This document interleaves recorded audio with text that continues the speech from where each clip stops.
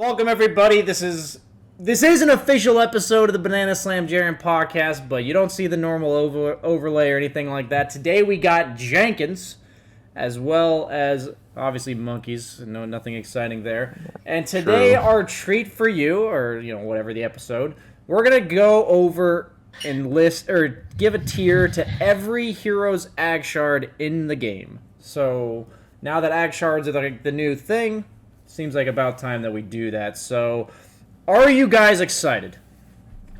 Absolutely. I'm really excited to be on the prediction sponsored BSJ Banana Slam Monkeys podcast. Thanks for having me, boys. Okay.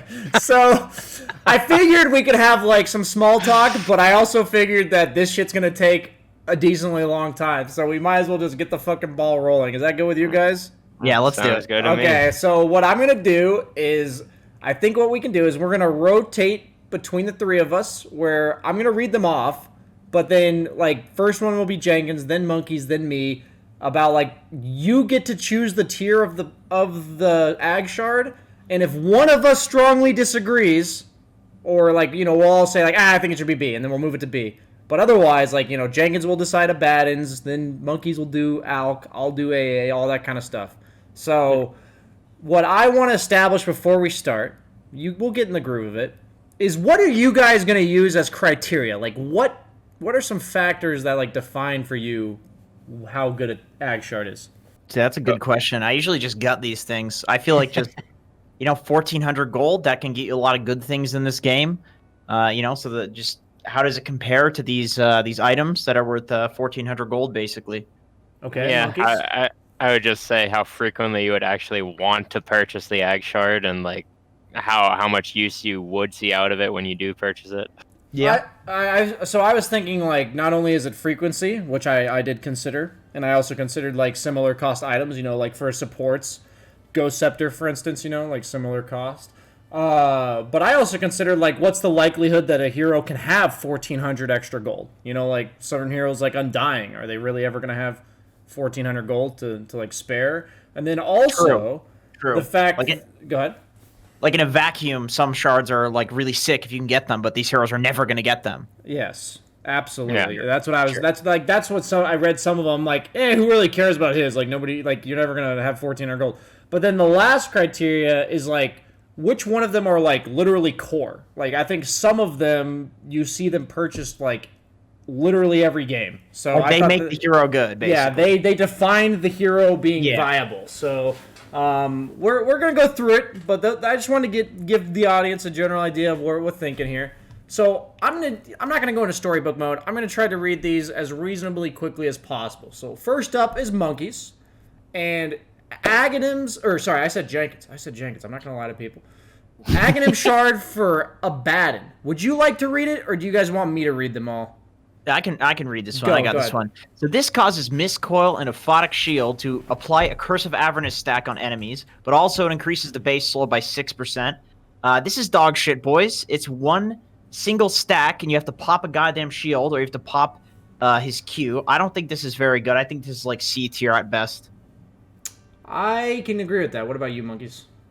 I honestly, my instinct was D tier. So if you guys want to do C tier, that's fine. But we'll remember it as bottom of C for the sake of Monkeys. Sure. Okay, Monkeys. Are you going for Are you going to read off yours too? Are you going to go for the Alk one here, or should I read yours? Sure, I can read it. Go for it, dude. All right. So for Alk, we got his ag shard, Berserk Potion. Alchemist throws a potion at an ally, applying a basic Dispel and giving them 50 attack speed and 40 HP regen in the last 10 seconds. I honestly have never seen this before. I suppose since it's on Alk, technically you might see this purchase more frequently than not. So maybe I would say C tier, but.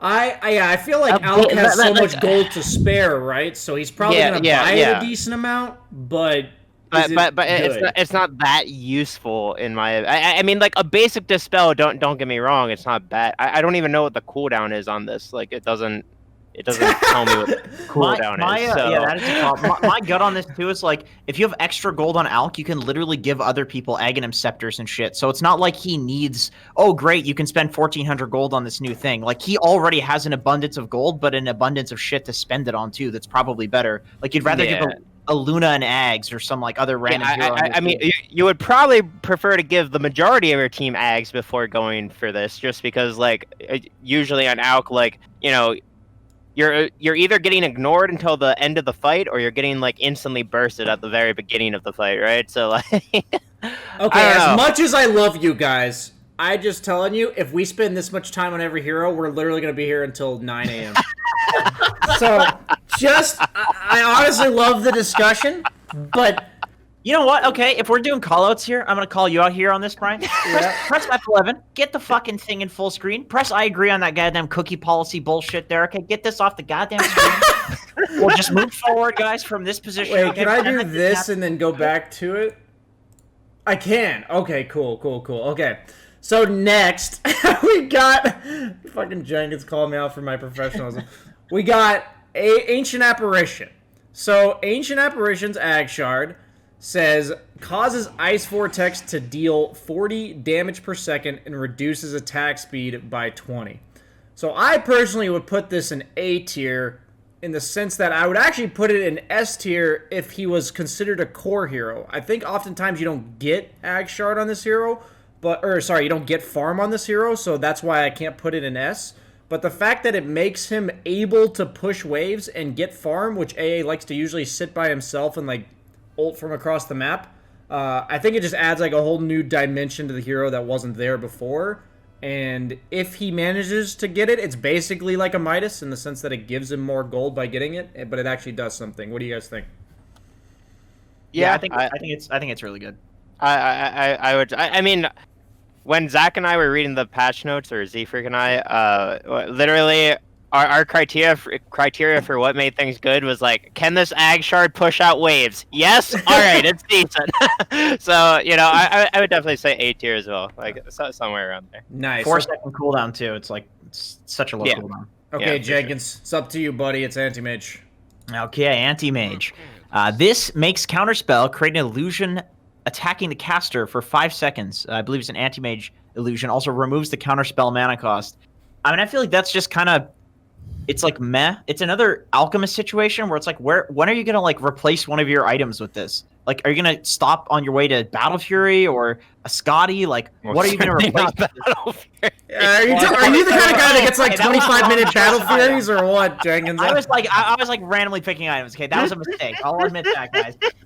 But let's say like a Scotty, just some random item. Like, I don't think you're ever gonna go for this until it's like your 8th thing in the game.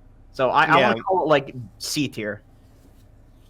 Sure. I would consider it potentially lower B tier just because the mana cost removal on Counterspell is like pretty big, I'd say, late game. But I'm willing to put it upper C. Yeah, I mean, you know, I think it's purchasable on AM for sure before maybe like the Ags or before like a Moon Shard or something. But I don't know, you're not getting this until 5th, 6th high item. C or low B, guys? What are we going? Jenkins, what's your final verdict? My gut says high C. Gut says high C. His gut says high C. I remember that was good when we were a kid. What were you gonna say? I go with high C as well. You know. Nice. Okay, you guys have overruled me.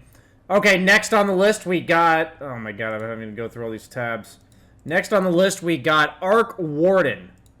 Alright, Arc Warden's Ag Shard is magnetic field upgrade. Magnetic field now pushes enemies out of the area at cast time and provides allies in it with plus 20% magic resistance. This is another interesting one to me that I have not even seen purchased yet. You know, I think it could be situationally good. I mean, there is always the high magic damage lineups and stuff, so it does give you like some pseudo protection from, like, you know, the pucks and stuff out there. But I mean, realistically, again, I feel like you're not going to be seeing this purchase too early on Arc Warden. It's like, you know, again, maybe like a 5th, 6th item, like if you're even getting it around then. So I would say maybe low B, high C, just because like it's Arc Warden. You will eventually see it probably, but Oh wait, what? Yeah, I agree. I think when you get this, it's better than the AM one, but it's still like 6th item. Yeah. So it's just weird. I'm going with low B because this looks like an awfully lopsided tier list we got going here. So I know it's gonna fill itself in, but let's just I'm gonna put it low B. But I agree with you. I definitely think since he's a hero that's gonna get a lot of gold, it makes you maybe go high ground a bit better. So that's like worth considering. Then anytime you do have to like kind of stand still. So next we got Axe. One of my favorites in the game, Crappa, because you just used to get it for free. Causes Axe to have a chance to proc counter Helix on attacks. Fucking garbage. At attack procs ignore counter Helix cooldown. Increases attack speed by 25. Yeah, this is like... You're never going to buy... Like, you need, like, Blade Mail, Blink, BKB, Yules. Like, there's so many items that this hero could buy. And he's not a carry. And... You used to debate whether or not you'd take the attack proc counter Helix as a 15 talent versus like mana regen. Like it used to be like a debate. So yeah. I'd put this one in like literally F tier if there is an F tier. Yeah. I also gotta say like Axe is a hero that like you have to be very deliberate about your money with because at some point with Axe you just stop getting gold. This is true. Unless you're like consistently killing heroes. That's true. It's you like almost just never almost never the case. So like you're actually never gonna just have an extra 1400 gold and you're like, yeah, let's just attack some heroes a little faster. That's gonna be a great idea. Like okay, I'm adding an F tier. I don't know why there wasn't an F tier to begin with this. I personally actually think this is specifically like an insult. Like Ice Frog lost a game to like an axe picker or something. That would like Manta AC or something. Specifically put that in the game. It's like, well, okay, dickhead. Now it's you have to actually pay for this. Yeah. I can feel some hostility in this of course. Creation. There's no other explanation for it. It's an insult. Okay, Jenkins, it's Bane time. Okay, all right, Bane, what we got going on here? Oh, this is actually a good one. Fiend's Grip now creates an uncontrollable illusion that channels Fiend's Grip on the target, but it takes 750% incoming damage, and it immediately dies if the illusion is interrupted. So basically, it just sits there and channels.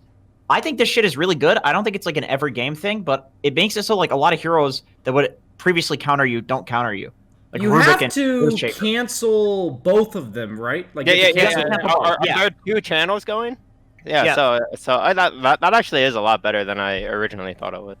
I think it's really good, but I still don't think it's like every single game you're going to go for this. Obviously, it's a pos 5 too, so it's like a counter, which is really nice. Okay, so where would you put those? I'd say A tier. Like lower A, like is AA's better than his? I would say AA is better.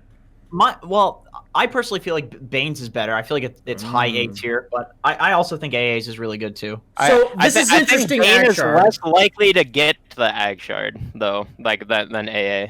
I feel like AA could get to his Ag Shard like more reasonably because he already farms more with it and everything.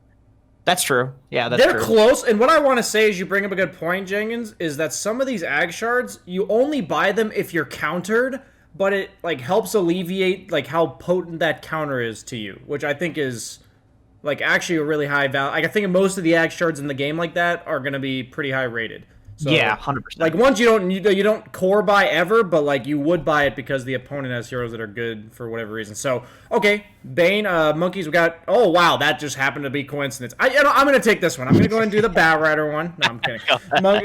Monkeys, you got the Bat Rider, man. All right, so with Bat Rider, we have a Flaming Lasso upgrade. Allows Flaming Lasso to be cast on an allied hero, granting them 80% damage reduction. Has 20-second cooldown when used on allies. So I have dabbled with this Ag Shard a couple of times. I don't really think it's purchasable until you have at least like an Aether Lens, possibly Octarine Core, just because, you know, Aether automatically goes into Octarine. And on Bat Rider, like, there are so many core items on this hero, so the only situation that, like, you're really going for this Ag Shard is if you, like, you know, you are incredibly scared of your carry, like, getting insta-bursted or whatever by the enemy team. So I definitely think it does situationally have uses, but you will not see it too frequently, because especially like it does put lasso on cooldown, and Batrider is a hero that like wants to go in first, use the lasso, and like disrupt the enemy team fight like as quickly as possible. So kind of like it kind of like changes Batrider from an initiator to more of like a saver, like Oracle or something. So again, it is situational, but I would say like B tier probably for this. Okay, I can work with that. Another one you kind of only purchase out of necessity, right? But you don't necessarily purchase it very often. Yeah, I think the concept behind it is really cool, and it has its uses, but it's certainly not like you're not gonna want to buy it all the time. Gotcha. Okay, Jenkins, any objections? No, I agree with that. It's really good if they have like single target disable on the enemy team. Like for instance, if they have a Batrider, you can save them from lasso. Yeah, shut the fuck up, Jenkins. So we got Beastmaster as our next one, and it says Hawks become controllable and gain dive bomb. It channels for 1 second, revealing itself, and then flies towards the target enemy, dealing 175 damage and stunning them for 1 second, killing the Hawk. To me, it seems like such a meme. I don't know. It's so funny. It's so fucking funny, though, dude. Wait, so you can actually control the Hawk like you used to, right? Like you can micro it? Yeah, you can. That's basically like the best part of it. The dive bomb thing is fucking hilarious looking, though. It's so terrible. I would say it's mainly for canceling TPs, right? Sure. Like that's what the dive bomb could do? It breaks Lincolns too, technically speaking. If you want to get real cute with it. Wait, the dive bomb breaks Lincolns? Yes, it's not an AoE. It is a single target stun. Oh, it's actually a targeted and it like spell. Follows you once you actually activate it on someone. Like I was playing against Bulba once, and he cast dive bomb on me. I blinked away to dodge it, and the Hawk just followed me like 1,500 units and stunned me. And I was like, "What is this?" So okay, I did not know this. So there's definitely some meme value in this one. Oh god, my files, my porn. My files. There's definitely some meme value in this one. I would probably put it though, like high C maybe. It seems insanely situational again, and like I mean maybe I don't know. D, There's so many good items on Beastmaster. I would hate to put this one below a Baden though. Like, this one's so much cooler. Yeah, dude, a Baden's going to D tier, dude. A Baden's going to D tier. That one I think sucks. that's fair, yeah. Throw that in D tier. We didn't have an F tier when we ranked. We did not have an F tier, so I thought C was. That's fair. That's fair. Yeah. Okay, we'll put Beastmaster low C tier. Okay, Jenkins, we got Bloodseeker. Bloodseeker makes Blood Rage now deal 1.5% of the target's max health as pure damage when Bloodseeker attacks, and it heals him for that amount. Fuck, boys, I have no idea. I've never seen this. Honestly, it's like, I think it's pretty good. It makes him like a carry now, like again. So the problem with Blood Rage is it made it so you couldn't sustain. But 1.5%, that's like 15 for every 1,000 health. So if heroes are sitting at like 2,000 HP, probably around the time you'd look to buy it, that's 30 pure damage and 30 pure lifesteal every single attack. And you're also attacking really fast. So you can never underestimate pure damage, I think. And I would say, like, it's not A because it's not like one you would buy every single time. But if he's a carry, I believe you always buy it. So I'd put it like high B, personally. I'm going to go ahead and say high B tier on this one, guys. Just my gut feeling. What item placement would you have it, even on, like, a carry? Probably after 3 major items, I'd buy this. All right. Something like that. All right, sure. Then I could get behind B. I mean, I haven't played much Bloodseeker. You probably have, like, Mjolnir, BKB, and, like, a Basher or some shit, and then you buy this. You know, something like that. Okay, Monkeys, or you know what, we'll just act like we postponed it. We got Jenkins go ahead and do Bounty Hunter, man. Okay, I'll go ahead and do this. Just ignore what happened there for a second. We got Aghanim Shard Track. Now provides 50% track speed boost to everybody, all allies. Provides 600 vision around the target for Bounty Hunter's team. I think you're going to go for this in every single game as a support or offlane Bounty Hunter. This makes track the old track, and I think this was OP. AoE vision of enemies has been taken away from like every hero in Dota. So you know, conceptually it is insane. My only issue is like, I mean, Bounty Hunter runs into the same issues though, as like he has no way of like reliably getting gold. If you're having a good game, this Ag Shard is amazing. If you're having a bad game, it's like, do you want a naked Ag Shard and Bounty Hunter, or do you want like an Urn, maybe Spirit Vessel? So I mean, conceptually, it's absolutely amazing, but I feel like it doesn't really help Bounty Hunter's like issues at all if he's having like a poor early game where you can't run at the enemy. I never heard Jenkins' official verdict though. What was your verdict, Jenkins? I want to go ahead and say S tier, because I feel like if you're going to pick Bounty Hunter, you're going to get this 100% of the time. But you know, if you don't think Bounty Hunter's an A or S tier hero, then I could see A tier is fairly reasonable here. Okay, I'll go with high A tier then, because I agree with Monkeys that if Bounty Hunter had a reliable way to get gold, I would give him S here, because yeah, for sure. You're not going to be able to purchase this every game, even though you want to. So I'd give it high A. So good Ag Shard, unreliable in terms of getting it. Okay, Monkeys, another hero of yours. We got Brewmaster. Ooh, I've purchased this Ag Shard, or wait, sorry, I need to read it first, my bad. So the Ag Shard is a Primal Split upgrade. Primal Split now creates a Void Bruling, has Astral Pulse ability, affecting enemies in 500 AoE, applies a 20, 30, 40% slow and disarm for 2 seconds.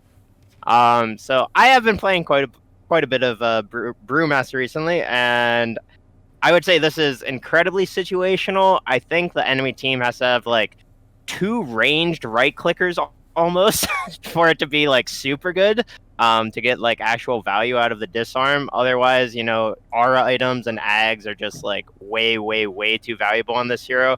I've typically been getting it, I would say, after ags, vlads, and AC. So like as a 4th item. Does the Void thing guy do a lot of damage, or is he pretty much this ability? It's a 70 damage, 1400 health Bruling, I believe. Okay. So again, it's like, it's solid. It does, like, it makes you harder to kill on your ult, especially at level 20 when you have the Bruling health talent plus 1400 Bruling health. Where are we putting it, Monkeys? This is completely up to you. I have no input on this one. I would considering how we've been talking, I would probably say like mid B tier. Okay, above Arc Warden? Yeah, sure, above Arc Warden. I'm going to go ahead and veto this and put this in F tier, because it's already hard enough for me to micro 3 of these guys and add an extra one. That is, okay, we're putting it in D, you're right. That's like half the Dota players aren't going to be able to buy this one. No. We're assuming you're not a freaking boomer, Jenkins. Sorry, sorry to break it to you, but way too many things going on there. Yeah, I agree. Though I feel like for the average player, Monkey's out there with his 9 ping, acting all cool and shit, gonna throw up these sick hockey usage. Wait, you have 9. Okay, I don't know what you're talking about. Next one is Bristleback. So Bristlebacks is a new ability called Hairball, awesome name, coughs a quill-packed hairball towards the target location, erupts at the location, hitting enemies in a 700 radius with goo and 2 quills. So it's a 20-second cooldown, it's like 100 mana cost. I'm put this like top A, maybe even low S tier, because I tried this shit out, and if you're gonna pick Bristle, you're buying this fucking thing. It's like pretty insane, actually. I think. Yeah. It's like the whole way Quills works as an ability is that it's a snowballing however many stacks you can get, and usually you're limited by how much damage you're taking and the cooldown of your Quills itself. So this actually just speeds up the snowball, and it also like can cancel blinks and shit. So I'm putting it low S, actually, is what I'm gonna say. It's huge too. Like the range, it's massive. How far you can throw this fucking thing. Yeah, I mean, I've played against this. It feels bad. It feels bad playing against it. So for sure, I would say S tier. Nice. Sure. Okay, so Jenkins, I'm sorry, we'll come back to you on the next one, but Monkeys, Broodmother time. Naturally. Broodmother. Well, I've only played her twice this patch. Well, okay, anyways. The Ag Shard is Silken Bola, a new ability. It consumes a web charge and roots the target enemy for 2 seconds and deals 75 damage per second. I think it's a really cool concept for Brood because it gives you a solution to one of her issues, which is like, TP cancels or being able to chase heroes. So I think it's a super cool concept for Brood. This would be the most garbage ag shard on every other hero in Dota, but on Brood, it just makes sense. But again, you're probably not looking to buy this until 4th, 5th item, if even that soon. So I mean, situationally, it definitely can be good for just being able to help chase them and catch them and get your spiders on them. I would say probably like C tier, honestly. Okay, below or above Beastmaster? You're the verdict here. I would say above Beastmaster. We'll put it above Alk too, because Alk's... Yeah, we'll put an Alk over here. I think the Dive Bomb's way better than Alk's. Okay, yeah, the Broodmother one seems cool. I just have absolutely no fucking clue, so I'm not gonna. It sucks that it consumes a web charge, because I feel like those are pretty important. Even if you have eggs, you're like trying to expand your domain, I mean, it's situational. I mean, sometimes just on the enemy side of the map for 7 minutes and you never die, and then you just have 16 and web charges, and you're just yay, I get to cancel TPs for free. We got a long ways to go, guys. We got Jenkins. It's your turn, buddy. We're on the seas now, boys. Yeah, we're on the seas. We're 1/13 of the way there. Centaur. Thank God I got a Red Bull sugar-free, for fuck's sakes. And we got a negative shard at Centaur. This causes Double Edge to increase Centaur's strength by 15% per hero hit for 12 seconds. Duration refreshes per stack, and it also has max 5 stacks. Slows enemies by 15% for 2 seconds. I've never seen anybody get this because nobody plays Centaur. It's a really fucking boring hero. Nobody plays this. But my gut on this says that actually seems pretty decent. Just getting some strength, buff up your retaliate, bit of a slow associated with that double edge ability, which has never applied any sort of debuff. I feel like that's like B tier. I feel like it's decent. Seems pretty decent to me too. I haven't had any experience playing with or against it, but I'd put it pretty high B tier as well. Yeah, for sure. I'm in agreement. Okay, CK. I actually have no idea what CK's is. Don't tell me. Don't spoil it. It says Chaos Bolt creates a phantasm illusion attacking the target for the duration of the stun. Increases cast range by 300. Dude, that actually sounds pretty dope if you're farmed. Dude, like if you're like a carry CK, that sounds pretty sick because you're just getting. It makes your Chaos Bolt do like the damage of the Chaos Bolt plus like 3 autos, probably 3 or 4 autos from what a normal CK would do. I would probably put that high 8 tier, actually. Is that bad?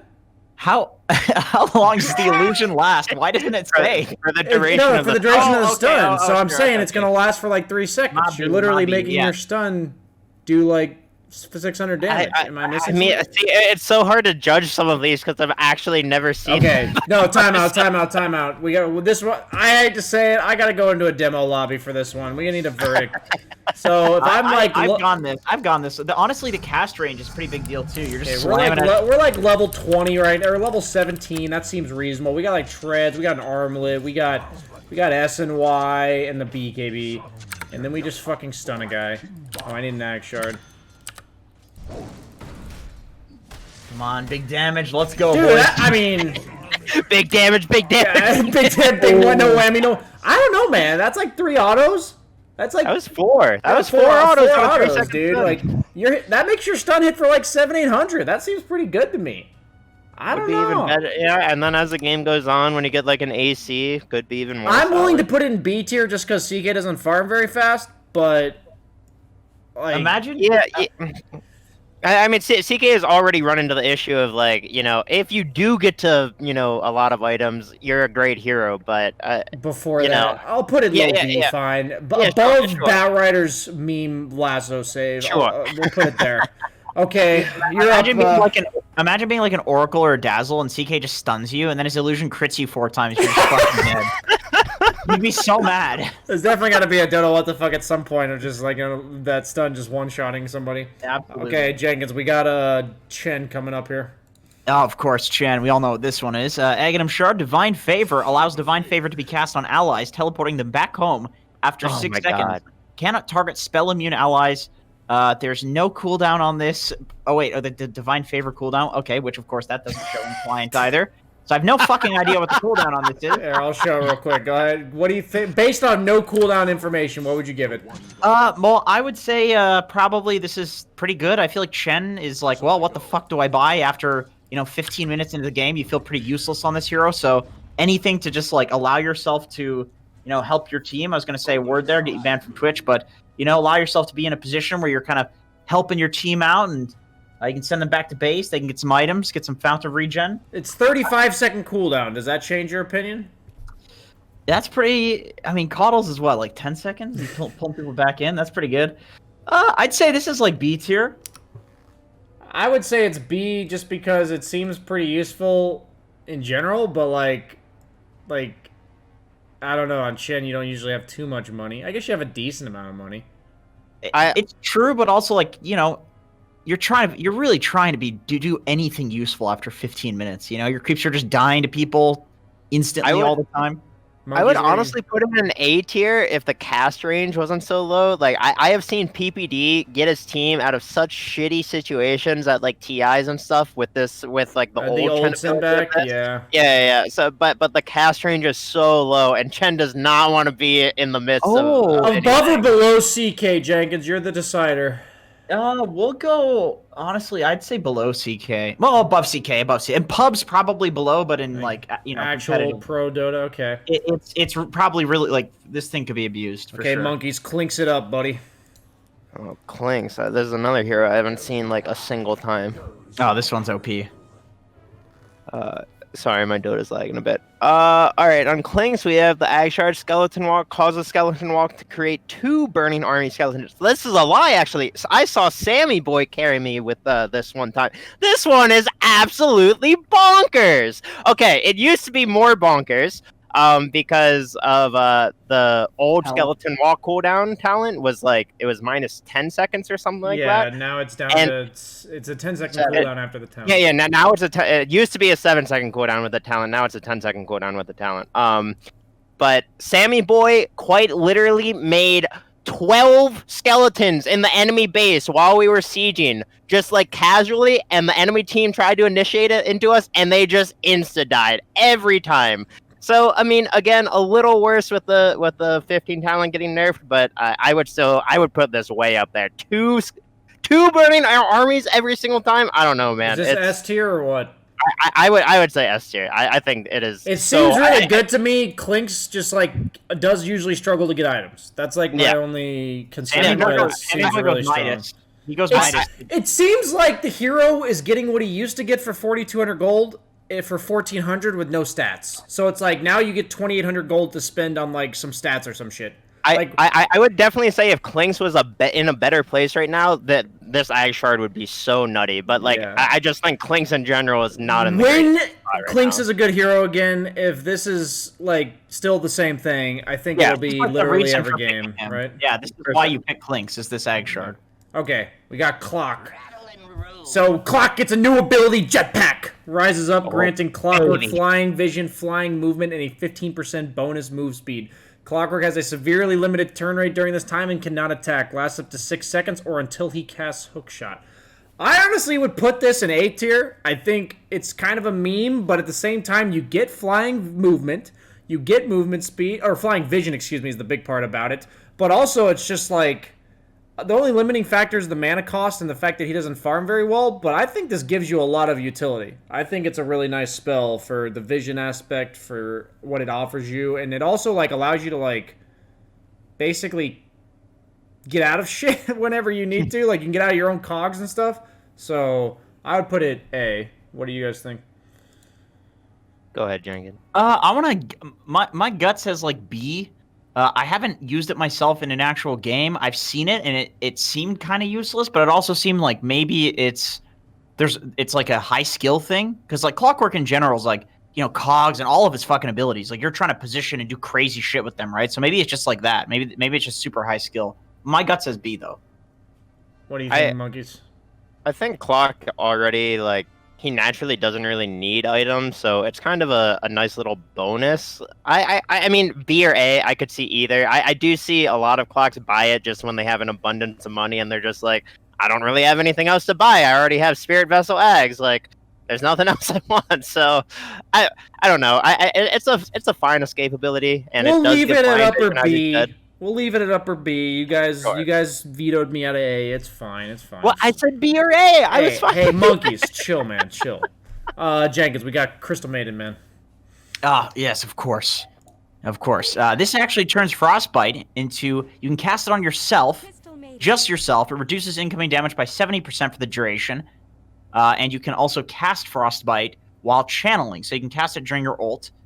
And I think while TPing too. It reduces the cooldown by 1 second. So I think like the 70% incoming damage reduction on yourself is actually kind of bad. But reducing Frostbite by 1 second is legitimately good, because Frostbite is such a good ability. It's like a 5-second cooldown, 3-second disable. So I actually think this is like B or A tier. I think this is like upper B tier. I'd give it upper B tier as well. I think it's like really nice, and CM usually gets money, but it's nothing like amazing.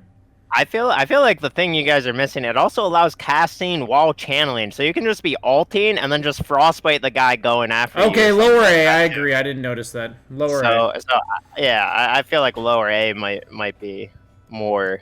I'm down for that. You're right. I didn't even notice that detail. Sure. Okay, Monkeys, Darkseir it up, buddy.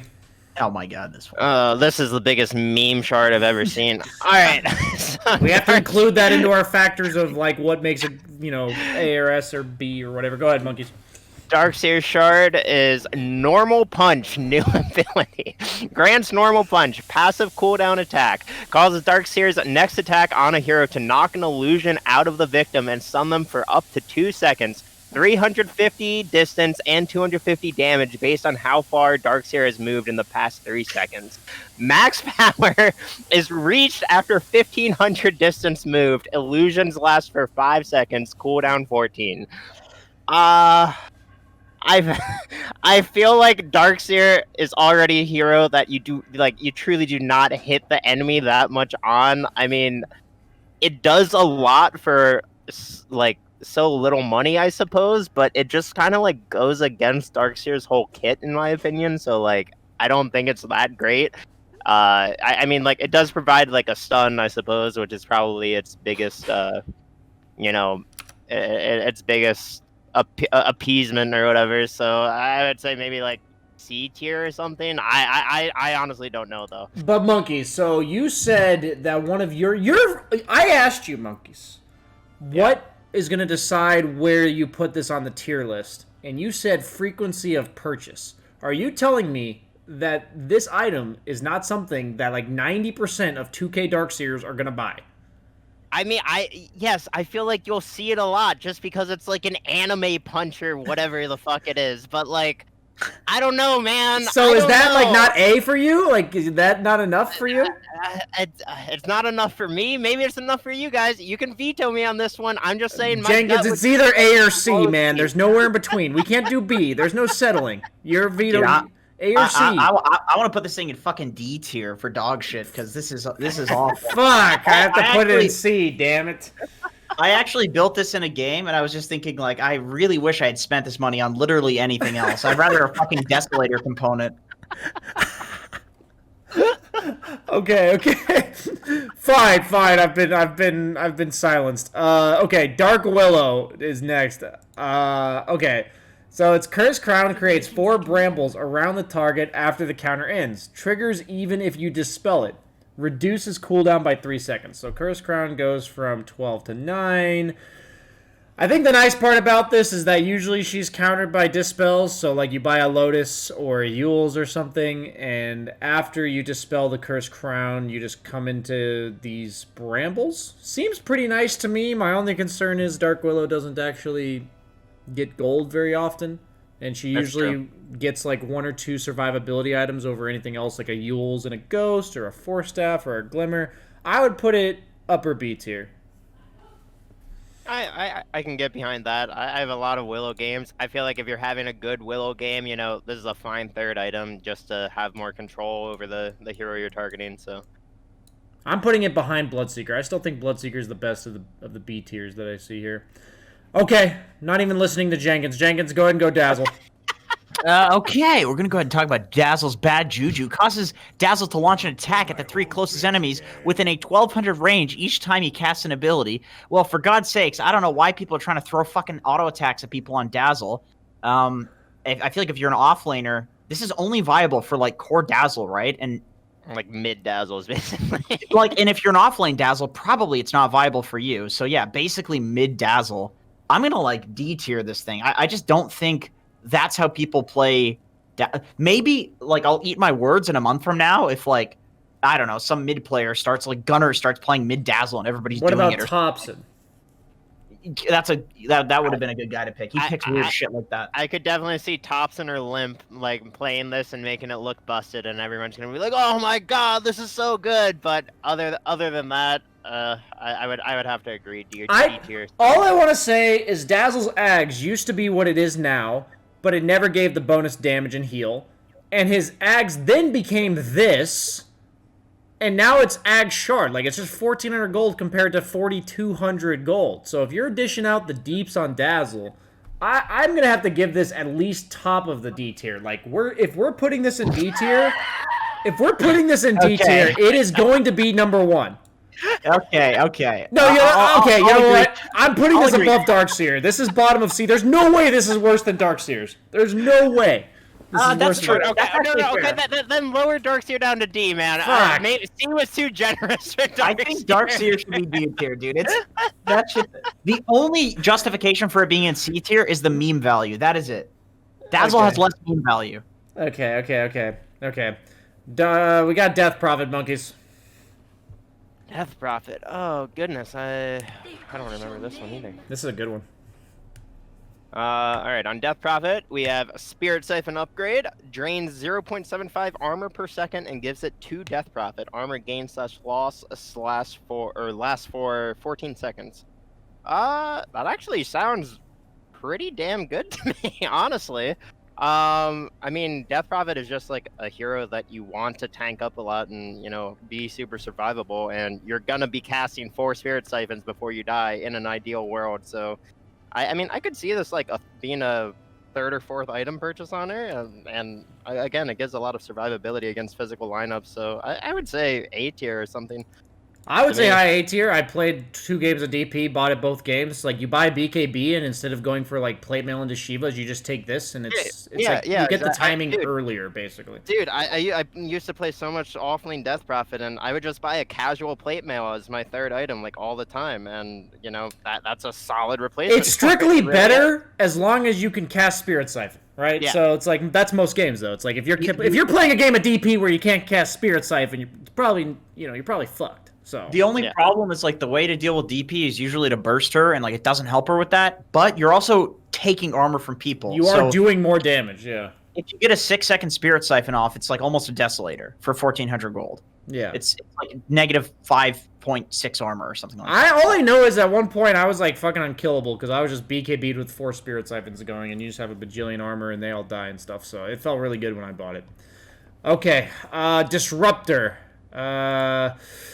His Ag Shard says that allows Thunderstrike to be cast on allies following the ally and deals damage around them. Each strike gives a 1-second buff that provides 50% move speed and 75 attack speed. Increases radius by 160 when used on allies.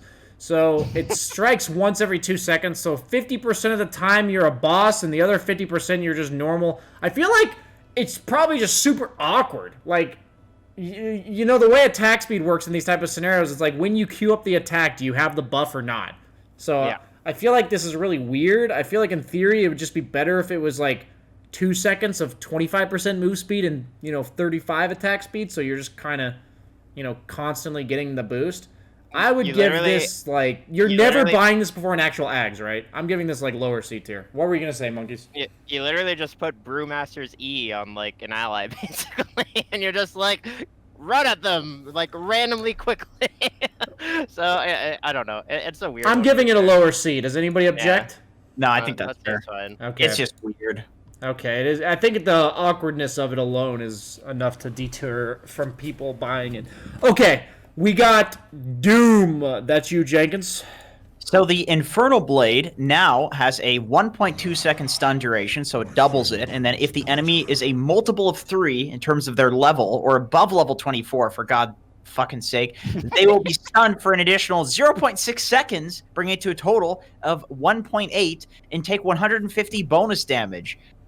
This is pretty garbage. I feel like it's a meme. It doesn't apply a break. It doesn't make it last more. It doesn't make it do more damage like the old Aghanim's Scepter did for Infernal Blade, if they just straight up took that Ags and made it the Ag Shard, it would be good. But I think this just isn't that good. I mean, the level death shit, it's 150 bonus damage. Who cares?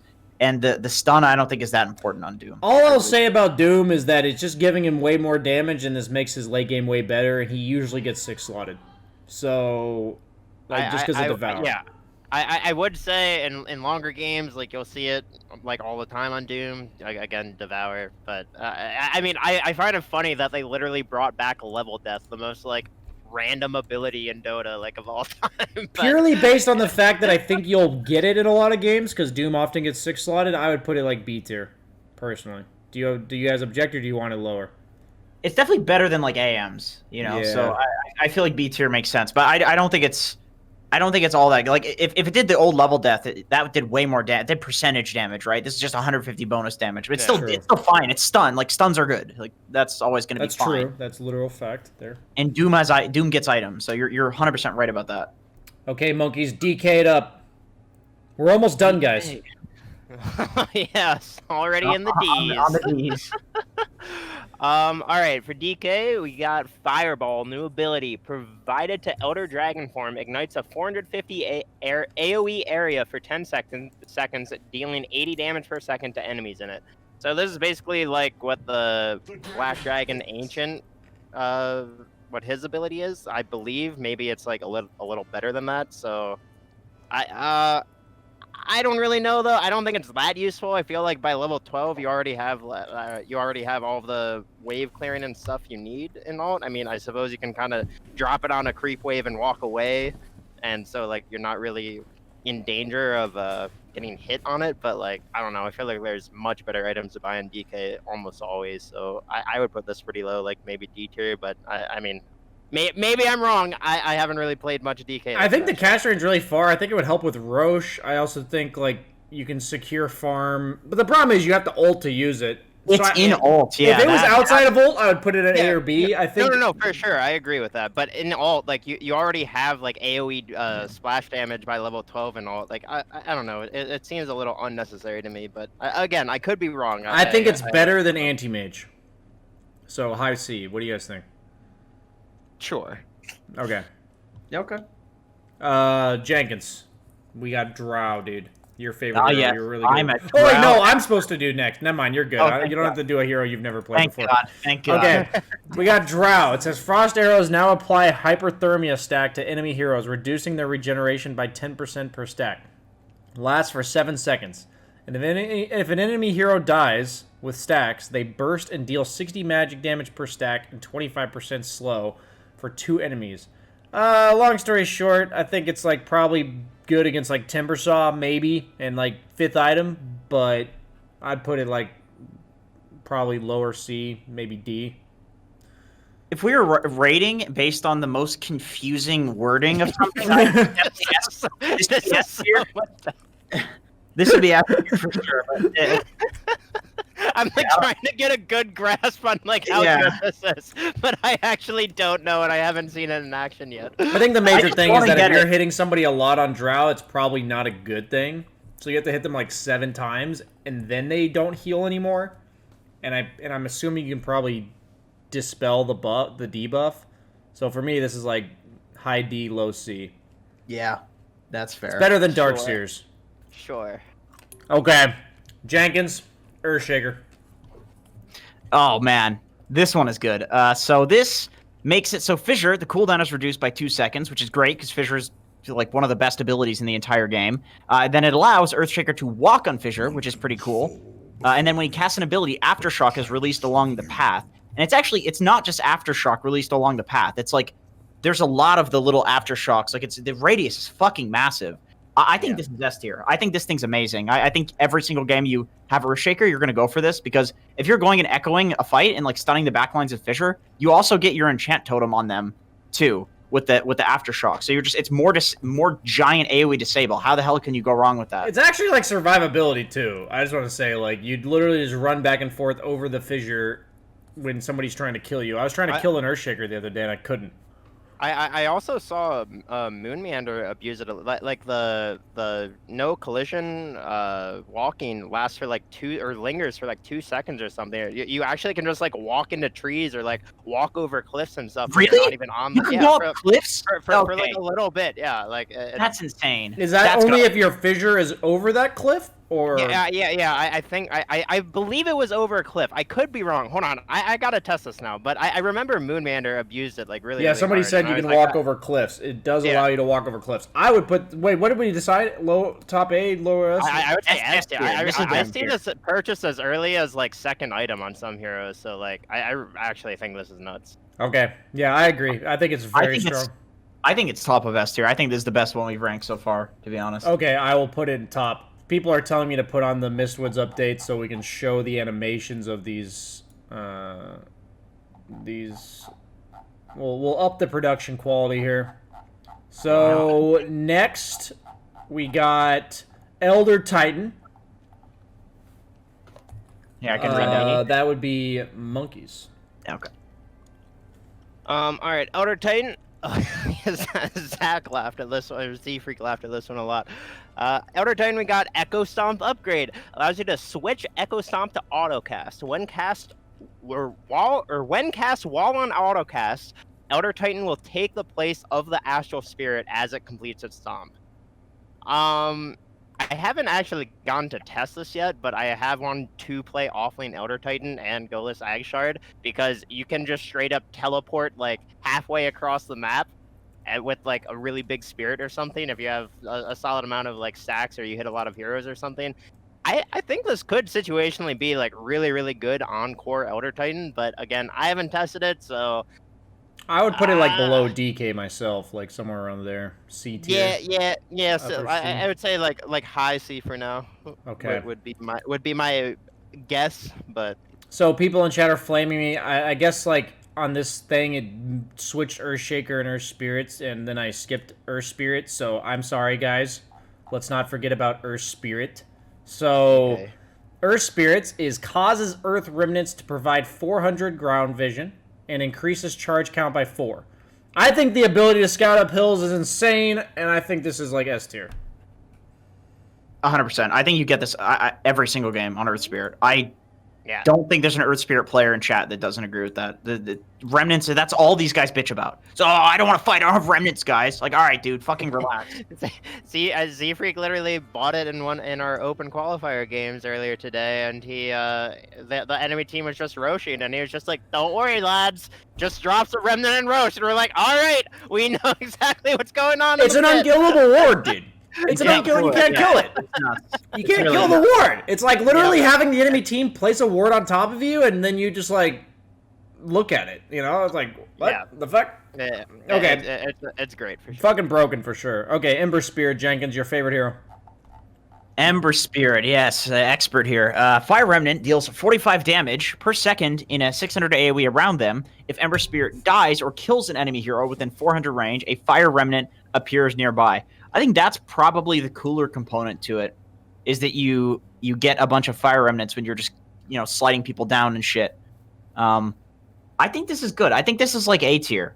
It's just good damage. It's more remnants. It's just more shit for this bastard to do. This guy's flying around everywhere. He does that more. I personally would put it like B at best, just because you have to kind of dive for it. Otherwise, you're never really laying a remnant just to deal the damage. You're never using this to like push a creep wave, I think. So I would give it like low B, but I don't know what most. Yeah, B is fair. B is fair, I think. You don't really want to put your remnants like aggressively that much. I feel like you always want your remnants to be an escape. So. And I don't know, there's so many items you want to buy in Ember already. I just want to say that people in chat are saying Crit said Earth Spirit's Agshard is not good. And I would argue, what does he know? So that's all we got there. Honestly, you convinced me. I think Crit's a piece of shit. Yeah, now. honestly, like, what the fuck's wrong with that guy? But, okay. How do you call any vision bad? Like, I don't know. Vision is so good. It's game-winning, man. Yeah. I mean, has he actually whatever. No, let's not even get into this. We don't need a dick measuring contest. Okay, so, we got monkeys for Enchantress, dude. Oh, Enchantress. Lovely. On Enchantress, we got Nature's Attendance upgrade. Adds 3 permanent Nature's Attendance that follow Enchantress around. Honestly, that sounds dope to me, especially if you get the the talent is at 25. Never mind, you're probably never getting the talent. I don't know. I think it could be solid. I don't know how much that actually heals for. Yeah, I don't know how much individual we can do the math here. I pulled up the patch It's notes. like I'm pretty sure it's like 30 HPS. It would be 39 heal per second without the talent, and it would be an extra. So it'd be like 99 health per second at max at level 25. But it's 39 heal per second otherwise. I mean that is a lot of health, and you can heal like your carry or something, I guess, with it. But I mean, I She don't doesn't know. really farm though, right? Yeah. You're typically playing Ench as like a 5, and usually, you know, if you do get farm, you want to go more of like a DPS Ench. What's your entry here, monkeys? I would say D tier. I feel like D tier needs some love. Dude, Dude, we can't put everything in B and C tier. Fuck. Okay, it's better than Drought for sure. Just because I think she'll never be able to get it, I'll put it in D. Fine. Okay, we got Enigma. I think this Ag Shard is fucking dope. It says black. I didn't think it was good at first, but its black hole now does a non-interrupting pull towards its center, and it pulls at a rate. Dude, this shit is nuts. The 1200 AoE, like, you'd think it wouldn't matter because you can just walk away, but it's actually super obnoxious. Dude, and you're so slow at walking away, though. You're so slow. I think I would put this in A tier, personally. I would put this in A or maybe bottom of S. Yeah, I agree. I agree. People come try to like stun your black hole and they just get sucked into it. Yeah, dude. Fly into it. Yeah, I'll put it bottom of S. I think that's a very good one. Okay, we got Faceless Void. Jenkins, another one of your carry specialties. Yes, this is very good that I'm getting all the carries. Oh, this provides reverse time walk. Of course it does. Replaces time walk with reverse time walk after you use it, and you can go back in fucking time, I guess. Does not reverse the health that you got, okay? And then it grants it increased cast range on time walk. I have no fucking idea. I've never seen this. I don't see why you would buy this over any carry item. I'm gonna go ahead and D tier this one. I feel like, so the one thing I will say that you have to consider is if you time walk in and you chrono and you whiff, you like don't want anyone to see that you did that. This is really good for you, actually. And you can immediately get out. Like you can just bail and say that never happened. You know? So you'll use it like once every like 30 minutes, basically. Yes. Okay. Yeah, that sounds really good. Go ahead and hear that. Okay. I honestly will put it bottom of C because I think it has some application sometimes but like it's still pretty bad. Does it apply the Ag Smash for the reverse time? I don't think so. I actually don't know. You're gonna have to test that if anybody does it. Unironically, if it did do that, I could see it being situationally good. But because if you just time walk on spot, and everyone wants it to be F because its face is fine. I'll put it in F, guys. Fuck. It doesn't seem like it's that, dude. There's no way it's worse than a Baden's, dude. A Baden's going down to F. Fuck it. Yeah, I feel like a Baden. A Baden's going down to fucking F, dude. You guys are wrong. It's so good. I agree. Dude, there's one guy in chat that says it's good. It's going to C. A Baden joined F. You guys can shut up. Okay. My heart is racing right now, dude. Woo! We got a 50 times one. Another bonus. Boom! I love how pretty it is. Ignition, and it's good. It's very good. We got Grimstroke, monkeys.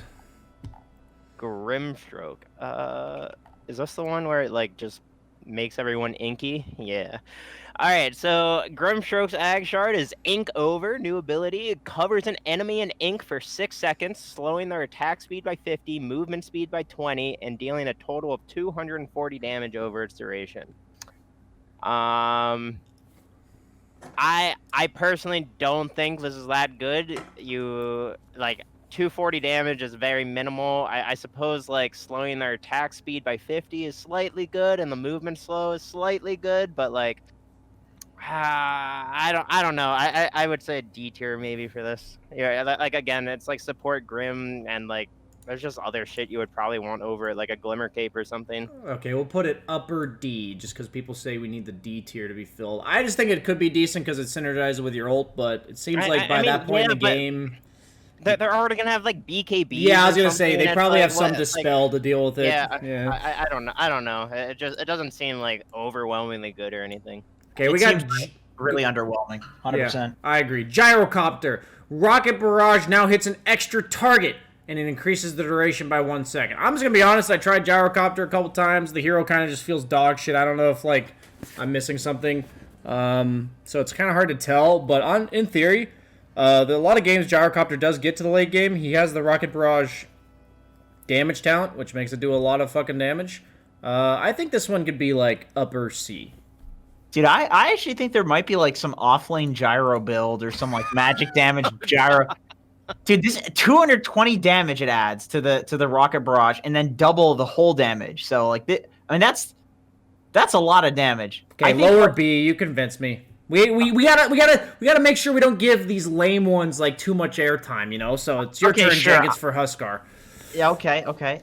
Huskar, of course, Inner Fire causes it to reduce healing regeneration by 50% and applies a 35% move slow and lowers the cooldown by 2 seconds. I feel like this one is actually really good if Huskar was a good hero. I think Huskar just has a lot of problems right now that aren't related at all to this, but healing reduction is great.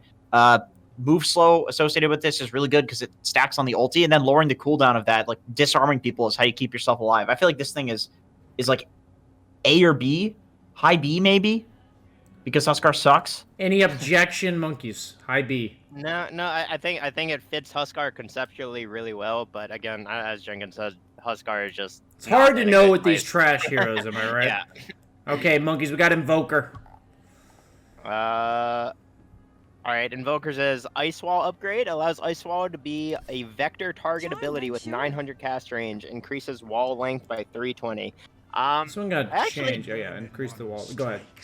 I think this is like pretty solid just because, you know, Ice Wall is one of Invoker's best abilities, and being able to just like cast it wherever you want within 900 units and not have to like put your hero out of place or anything, or like, you know, misposition your hero to be able to get it on top of like the carry or like whoever you tornado or whatever. I think it is pretty solid in that aspect, but again, there's so many items you already want on Invoker, like BKB and Orchid and, you know, all of these other items. So I would say it's great for games that go late, but I don't know how early you would want to buy this. A lot of people are saying A and B. I've heard mixed reviews because I see some people not buy it. I thought when I initially saw it, it would be pretty good. So yeah, I'm down for like high B or low A. Yeah, sure. I'd go high B. High B, okay. Still behind Bloodseeker, though, because Bloodseeker's been holding true to the top of the B tier. So we got Wisp. We got Ending Tether now stuns enemies touching it for 1.75 seconds and deals 150 damage. Increases movement speed by 5%. I would say that if you're on top of somebody tethering them, Wisp is probably fucking dead. So I'm going to say, like, D tier. Any objections? No, I think that's fine. I don't think you would really want to commit the 1,400 gold. And you're breaking Tether. So... yeah, it's like... I don't... this is actually F. This shit's trash. I'm putting it in F. Oh, really shit. What happened here? I just did something. Okay, wait. Oh. Uh-oh. Okay, we're good. The F tier losers jumped out of the tier list, but we're good now. Okay. Jenkins, we got Jakiro, man. Yes, Jakiro gives them an Icy Breath. It applies a 30% move speed slow, causes them to lose 20 plus 2.5% of their max health per second for 4 seconds. I feel like this is middle of the pack. It's like, it's okay. I mean, if you have a Jakiro and they have 1,400 gold, it's like, dude, buy a fucking Glimmer Cape. Come on. You know, I mean, you'll eventually get this. That's a decent amount of HP. It's like a scuffed Winter Wyvern thing. I'd say like C tier. Yeah, I actually think this one's pretty fucking legit. It works on towers, dude. Busted, man. This melts towers. You can cast it on towers? You can cast it on towers? Yes, you can cast it on towers. Oh! Nutty on towers. Dude. Oh, I had no idea. Dude, the guy that I got, it was just casting on fucking heroes and dying. I understand, Jenkins, that you have like a 4-hero pool, but yeah, these things do have applications that you don't think of. So yeah. All right, Tiny Tim 69, I'm calling you out. You're a fucking shit Jakiro. Okay, you can cast on towers. Next time, do that, bastard. You lost me game. We'll put top of A. People are saying it's pretty solid. Yeah, Ari, who I've been coaching, also says that he loves the shard. So I think he actually only plays 3 heroes. So I think I'll trust his gut that the shard's pretty solid. Okay, I'm taking this one because it's one of the few heroes that I actually have been spamming this patch. Sorry, monkeys, to steal your thunder here. BSJ. We're talking Juggernaut here. So Juggernaut's Aghanim Shard increases your move speed during Blade Fury by 100, and they did nerf it to make it so it attacks a random nearby enemy once per second for 75% damage instead of full damage. So this shard is S tier, 100%. This thing's fucking busted. You buy it like 3rd, 4th item on Jug every single fucking game. Like, most games, you're scared to do damage around 25 to 30 minutes into the game because you, like, die without spinning. And now you can just, like, spin on top of people. Ghost Scepter? What a joke. I have a level 20 talent that makes me do 300 damage with spin. No Ghost Scepter? Hey, you fucking die, bro. So I'm giving this an S. Anybody object? No, I think it's... I'm putting it 3rd behind Clinks and Earthshaker. Okay, monkeys, Coddle. Coddle. I don't remember Coddles either. Come on, monkeys, step it up. Alright, on Coddle we have Illuminate upgrade, causes Illuminate to heal for 40% of its damage during daytime. So that's like part of one of Coddle's old Ags upgrades or something. I don't know, there's been so many iterations of this hero. I mean, you know, it can definitely be solid. It's about 200 heal on anyone that gets hit by the Q. So yeah, but only during daytime. So you know, it is a 1,400 gold commitment. Usually, you're wanting to use all of your money on like a fast Ags or whatever. And honestly, you know, Coddle games usually don't go that late because Coddle either just straight up wins or loses like by 20-25 minutes. So I don't know. I would say pretty like it's all right. Maybe like mid-C tier or something. I don't know. I was gonna say that it is technically a mech during day for like on like a 6-second cooldown or some shit. Yeah, so but I mean no, yeah, I mean maybe it's better. I don't know. I'll put it low C because you're saying like D or C and. I said middle C. Middle C. I did not say D. I didn't even mention D. Okay, honestly. Okay, fine. Monkeys, chill, man, chill. Yeah, I want to go ahead and disagree with monkeys here. I don't think it's middle D. I would say it's probably middle C, actually. Yeah, you know that you mentioned it, Jenkins, I agree with you. I feel like monkeys doesn't really know what he's talking about. We'll put it in the middle of C. Okay. Yeah, that's fair. Jenkins, on you for Kunka here. Oh, I've actually gotten this piece of shit. All right, so this causes Tidal Wave. You can spawn a Tidal Wave that deals to a big whopping 225 damage, and it drags enemies along for 600 distance. I can tell you my team was not very happy with me when I built this. I was just fucking up team fights and throwing people around and not really doing all that much damage, just fucking things up. This has got to be at least D tier. And by at least, I mean like I was considering possibly F tier. It's really bad. It's really bad. Okay, I'm not gonna object. It seems like a meme to me, but it does seem like pretty funny. Is all I got there. I feel like it would more really so be likely to fuck up your combo than anything. I feel like you're gonna save people more often than you're gonna kill them with this. Absolutely. I will say it could situationally be really good with a puck coil. Oh, that'll make it A tier. No, I'm kidding. It's still, we'll keep that in mind for Kunka Puck. For the 5 Kunka and 4 Puck or mid Puck or something. Okay, so we got Legion Commander Monkeys. You're up. Alrighty, let me find Legion. On Legion Commander, we got a duel upgrade. While dueling, immediately and every 2 seconds, an overwhelming odds is cast centered on a random enemy unit within 900 radius. Does not center on the same target twice. Prioritizes heroes. Maybe you would situationally buy this against like, you know, some illusion carries or something, but other than that, I don't feel like you would buy this too frequently. What if you just duel a Meepo, dude? I mean, alright, sure, maybe it's situationally okay against Meepo, but for the most part, I feel like there's just better items to get for like, you know, your first 4 items on Legion. And where are we putting in monkeys? What's the verdict? We gotta show D tier some love, maybe above Kunkka. I don't know if you want to do C tier, that's fine, but like we put Jenkins, I feel like D. Monkeys is kind of high. You know, I feel like you don't usually buy this item very often on Legion. I feel like there's probably better items to buy. I'd put it somewhere like upper D tier. What do you think, Jenkins? Okay, let me go ahead and break the tie here, guys. I got something for if you're picking up what I'm putting down. This is the Meepo counter, and we all know how good Meepo is in pubs right now. We're going to go ahead and put this in D tier.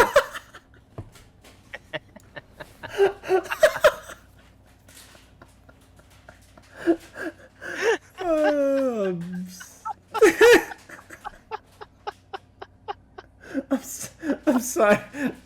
Okay, we got Leshrac. Ag shard for Leshrac. Causes split. Causes split Earth to repeat in the same location 2 additional times with a 5-second delay between each time the radius increases by 75. Split Earth Echo location is visible to both teams. I would put this like solid B tier. I think it helps a lot with Roche. It helps a lot with like if you're trying to go high ground and you want to dissuade them from going on you or something like that. So I think you can buy it, but it's not always good. Middle B tier. What do you guys think? Yeah, this shit bangs. This shit bangs hard for sure. Okay, we got middle B You get a tier. refresher. If you get a refresher Octarine, you can perma-stun somebody. Okay. 15 Noted. seconds. Easy. Noted. Okay, Jenkins Lich. Okay, we're going to go ahead and go on Lich and see here. We spawn an Ice Spire, creates an icicle at a target spot for 15 seconds. It slows enemies by 20%, and Chain Frost can bounce on it, and you can cast Frost Shield on it. The problem is this cocksucker has 300 HP, okay? So you put this thing in a fight, and it instantly fucking dies if people aren't stupid. So this is awful. This is terrible. I've seen SVG go for it like 2 games in a row on Lich, and then I click to the later replays. Not anymore. He stopped building this once people started hitting it. Okay, so I'm gonna say if this thing was like Undying Tombstone or Pugna Ward, it would be like better. A charge of attacks that killed it. Yeah, it would actually be really good. But the fact that it's 300 HP, this thing is like, I don't know, C tier. It's like decent C tier because it's okay early, but late game it's useless. You said he stopped buying it. Doesn't that mean it's like D or F or something? I feel like we are giving way too many of these way too much credit. Okay, I feel like this is like yeah, F or low D or some shit, dude. I'm thinking D is like the lowest one, but we have an F tier here. Dude, Faceless Void is not C tier. Like, what is he We'll doing swap in Legion C and tier? Void because you know, Monkeys just insisted on Legion being in C tier, so we'll swap those two. Okay, Monkeys, we got a Life Stealer, man. Alright, Life Stealer. Gives him a new ability, Pog. Oh wow, so so Life exciting. Stealer just gets open wound. Do I have to read it? Yes. It's just open No, wound. It's a new ability. He People just need gets to open know. wounds back. I'm not reading this. He just gets open wounds. I mean, yeah, you can buy an ability, or your old ability on Lifestealer. I mean, I don't know. Do people even do that though? I feel like they just value damage over that. I feel like this is like a 5th item on Lifestealer. Like, the problem is that open wounds as an ability was really only good at like laning stage and maybe mid game, but like later on in the game, people just have dispels. So by the time you have this option to buy the shard, you usually don't use open wounds all that much anymore. So Yeah, I mean, you know, I don't know. I actually haven't even seen the Ag Shard purchased a single time on new Lifestealer, but I mean, I don't even see new Lifestealer that much.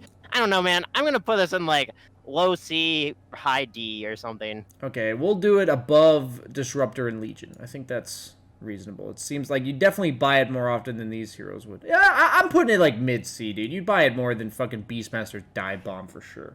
Okay. I mean, I've at least seen the dive bomb in pubs. I haven't seen Lifestealer open sucks, pubs after man. the I patch. tried the Just hero a saying. few times. He seemed okay, but then he's like, you just compare him to these other carries like Jug, and he's just really bad. So, Lena, we got increases Laguna Blade cast range by 150, and Laguna Blade can also be ground targeted and will always travel its full cast range and hit all units along the path.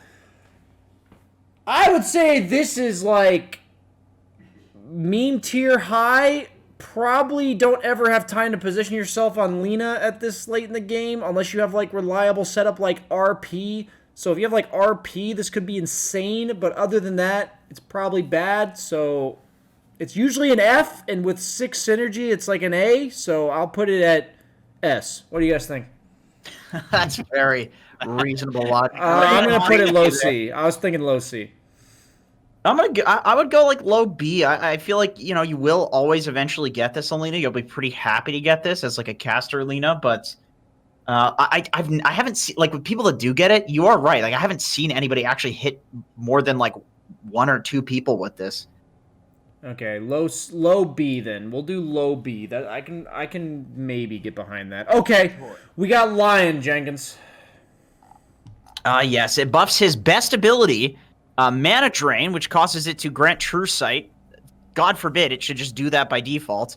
And then also reduces their attack speed for 120. So you have to sit there just sucking somebody to reduce their attack speed. This is terrible because Lion is just a terrible hero, and Mana Drain is the most terrible spell on the most terrible hero in the game. I'm going to go ahead and F tier this one. So, if somebody were to be sucking you, Jenkins, would you be upset that they could see you, and they would also slow your attack speed? I would want the lights to be off for sure. Okay, just making sure we're on the same page there. Monkeys, Lone Druid, buddy. Alright. Lone Druid, we got Savage Roar upgrade. Savage Roar now empowers allies on 700 AoE with plus 20% movement speed and plus 60 attack speed for 5 seconds. I mean, honestly, that sounds pretty dope. Especially with the Savage Roar cooldown talent at 15. And if you pair that with any other summon, it sounds pretty insane, right?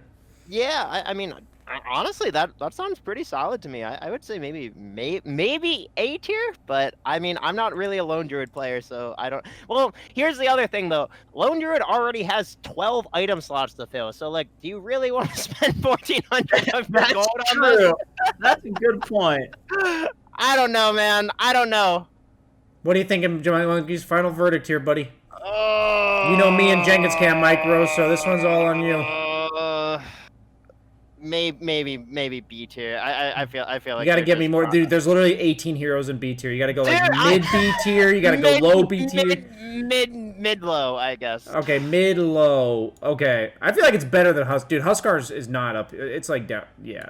Okay, we'll put Huskar right there. That was making me uncomfortable. Some of those heroes are definitely better than Huskar. Okay, we got Luna. We got allows Lucent Beam to be ground targeted. I know this got buffed, so let me read it from. I've heard this is nutty, actually. It says it can be ground targeted like Zeus's lightning bolt, and it increases the stun duration to 1.2 seconds and grants Luna bonus movement speed. So I did see a couple offlane Lunas to start the patch. I feel like if you are offlane or support, this would be pretty cool. I don't know if, like, I guess carry Luna gets really farmed. I feel like Luna's not good in pubs because the way she got buffed makes her like really good at grouping early, but like otherwise she's nerfed. So I mean, I'm gonna give this like low A. It seems pretty nice. If you look at it with the 15 talent as well, though, the minus 3.5 second Lucent Beam cooldown, it's just like 50% uptime. They're just stunned for 1.2 seconds, and then it's up again in 1.3 seconds. Then yeah, so I feel like on utility Luna it'd be nice, right? Yeah. I've heard it's actually like super obnoxious to play against. Low A then. We'll do lower A. Okay, Lycan. That's all on you, Jenkins. Oh god, you sure you don't want to veto that one? I know you've been playing Lion. Okay, I have been spamming Lycan, that's true. I did pick him like 20 games. So it says it causes one of your creep waves to include an uncontrollable wolf that moves with each wave. So I've gone back and forth on this one a lot. I'm going to say that it's probably upper B, low A, because your howl works around your wolves. So the wolf itself doesn't push too much, but if you just push howl, your creeps, or the enemy creeps do no damage and they have no armor. So it alone like kills the entire wave. So in game. Wait a minute. What? So your normal wolves, that's true? Yes. Oh shit! No wonder that this guy's doing so much fucking damage to me all the time. Yeah, dude. If you read the howl description, it makes it so that everything around Lycan or his wolves has those debuffs for within 2,000 range. So I would put this high B, low A, personally. I hate this hero even more now. If they nerfed that, by the way, like if they change his howl to not be around his wolves anymore, which I do think they should, this would be like C or D. But I'm putting like low A. Yeah, so. I can agree with that. Okay, and it does give you gold, so So, yes. Okay. So, Magnus. That's you, Jenkins. Oh my god, this one. All right, this gives him Horn Toss, which of course tosses enemy heroes in front of him, that are launching them to his rear. So, very good stuff. Enemies spend 0.6 seconds in the air, then take one big whopping 150 damage, and then they're stunned for a massive 0.5 seconds upon landing. Now, I think everybody looks at this and they're like, there's got to be some cool shit you can do with this. Magnus, you're skewering people over here, you're shockwaving them over there, reverse pull, like all of this, just moving people around. This thing is fucking dog shit. It's really horrible. It doesn't do much damage. It doesn't do much, moving people around. It's a giant meme. I think this is like D tier. I don't think this is very good. They did buff it to... Oh, wait, no, it's only stunning for 0.25 seconds, Jenkins. You gave it way too much credit there. I thought they might have buffed it. So, yeah, I agree. D tier. Any objections, monkeys? No, I don't think this is very good. Z-Freak actually thought it was gonna be, or he thought it was good when we first read it, but I disagree. He probably read Reddit when he read it, and then now he realizes why he was wrong. Okay, I just made a nice joke there. Monkeys, we got Mars. Mars, is this just the spear fire or whatever? Yeah. And the double spear.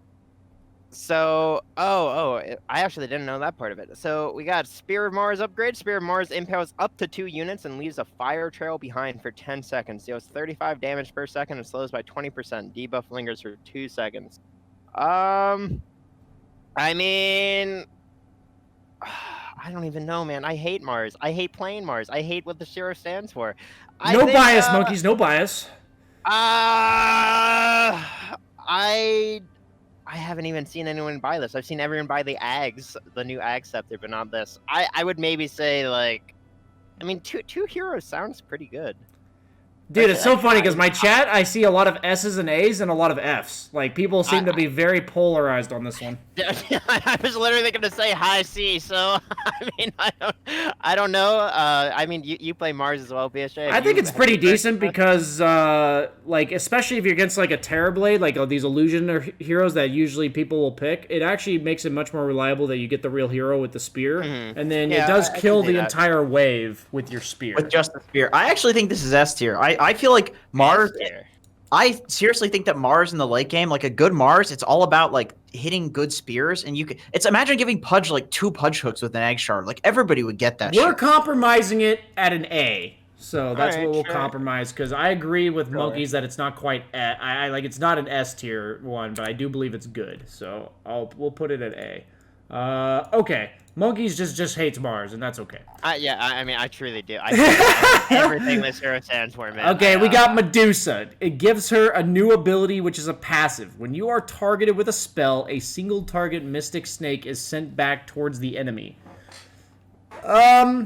I mean, Medusa gets 6 slotted a lot. I think you're never buying it before then. If she wasn't a heavy farm hero, I'd give this an F, but since, like, you're probably, eventually going to get 1,400 extra gold to spare, I'll give it a D. Sure. Maybe even that's being generous. Yeah, I mean, Lord knows none of us want to play Medusa. We've never seen Medusa because nobody wants to fucking play it, so... Okay. Yeah, nobody wants to play Medusa. We got Meepo. Jenkins, one of your favorite heroes, Meepo. Yes, of course. This actually gives him Ransack again, so that's a 30% chance on hit to play Geostrike is what it gives him, slowing enemies by 20%, dealing 20 DPS for 4 seconds, and it stacks, so you can slow people to 100% with level 25.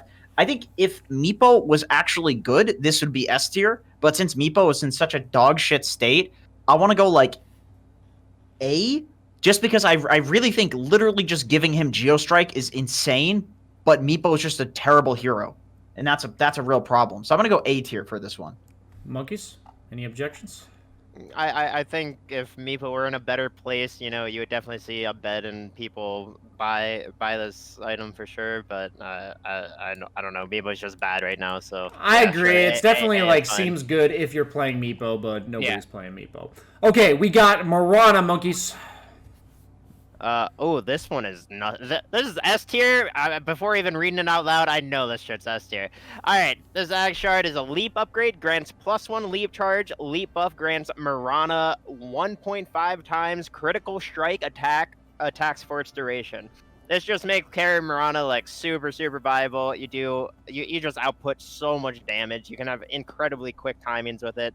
It's just good. And you get an extra leap charge. 4 leaps is just better than 3. I'm going to put it at bottom of S just because for Sure. carry Mirana, I think it's like absolutely core, absolutely sick, but like is support Mirana necessarily going to get it? I mean, sure, maybe not, but I mean, it makes mid and carry Mirana. Yeah. Like, So super you're a good. core Mirana, you are 100% buying it. So I'll put it at Yeah. bottom of S. I agree with you very strong.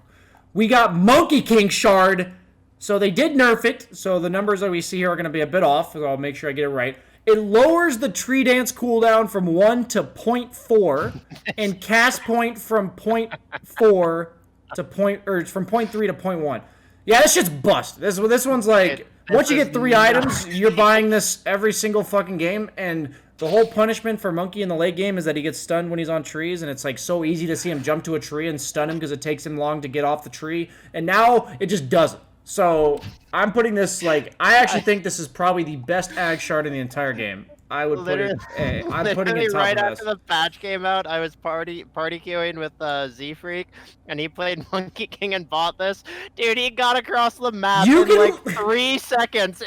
I just was laughing so. No. hard. Here was my favorite. No, monkeys. Here's my story of the patch. So you know how you're like in the enemy triangle, and then you TP top, like say we're Radiant, you TP top to clear the creep wave, and you're like, team, you got to be careful. And the enemy team's like, oh, we have an opportunity. Their guy TP top. I did that, and I said, guys, just don't fight for like 1.5 seconds. And then I clear the creep wave, and then just jump all the way across the map. The enemy team was smoked there, and I was already back, dude. I was already back. So You're like so nutty. Like If you're like Pudge or something, it's like, guys, please don't fight for 3 minutes. Like, I'm gonna need to walk across. So I think that aspect, like any hero that can just, it's broken. You buy it literally every game. So okay, Morphling Jenkins. Okay, Morphling, not gonna have to look this one up. I knew this. Okay, this gives Adaptive Strike to have +1 multi-shot and removes the 3-second shared cooldown between the 2 different abilities, and of course it prioritizes heroes. Big Morphling player myself, I'm gonna say this thing is like C tier. There's just other items that you probably want to buy over this, unless you guys disagree with me. Also, both of you being Morphling players. I used to be Monkeys. an offlane Morphling extraordinaire, so maybe getting the 2 or the double 3-second stun could be good. Hell yeah, dude! Utility morph. Let's I go. just feel like you're not getting this until you're 6 slotted, but then it's kind of decent. So I'd put it like low C or high D or something. That's true. That's true. If you are 6 slotted, it's like It's gonna be like literally 800 damage or whatever, 900 damage to second target. Yeah, that seems. I'll put high D. We'll put it above Faceless Void. That seems fair. Sure. We got Naga Siren Monkeys, one of your favorites. Ah, yes. I love Naga. RTZ has beaten me with it many times. On Naga, we got Riptide upgrade. Adds active to Riptide, releasing stronger Riptide that deals 100 extra damage and slows enemies by 30% for 3 seconds. Applies around each illusion, but can be only hit by 1 instance. I feel like Naga would literally not buy this until like she's 6 slotted with an Ag shard, maybe even a Moon shard. I don't know, man. This doesn't seem that great to me. I would definitely give it better than shit. Maybe. What are you putting it as, Monkeys? You're the decider. I would say low D. I mean, if you're saying better than shit, you probably don't want F tier. So I'm thinking like low C. Like I think it's better than these Low other heroes because C? she gets 6 slotted like almost every game, so she's buying I it. guess, but I mean, even if you get is it that good? Okay, we'll put it in mid D. It's 100 damage. Like We'll compromise at mid D tier. Okay, mid D. Okay. We got a really shitty shard here. I'm not gonna take it away. You two are both. Come on! You guys are both Nature's Prophet players. Either one of you can do this one. It's really shitty, but you guys can do it. Dude, I got a Nature's Prophet video coming out. Okay. Go ahead, Jenkins. Boots of Travel, Meteor Hammer, Guest I Blader, hate Talk Your Jenkins. Ass. I'm gonna fucking ruin 3K pubs. Okay? This thing is top of S tier.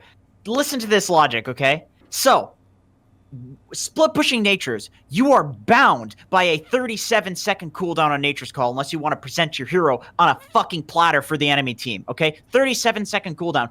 This Greater Treant is associated with an 8-second cooldown, so you are limited by a 20-second cooldown on teleportation. So if you literally removed Nature's Call, Nature's Prophet split pushing would get 2 times as good with this Ag Shard.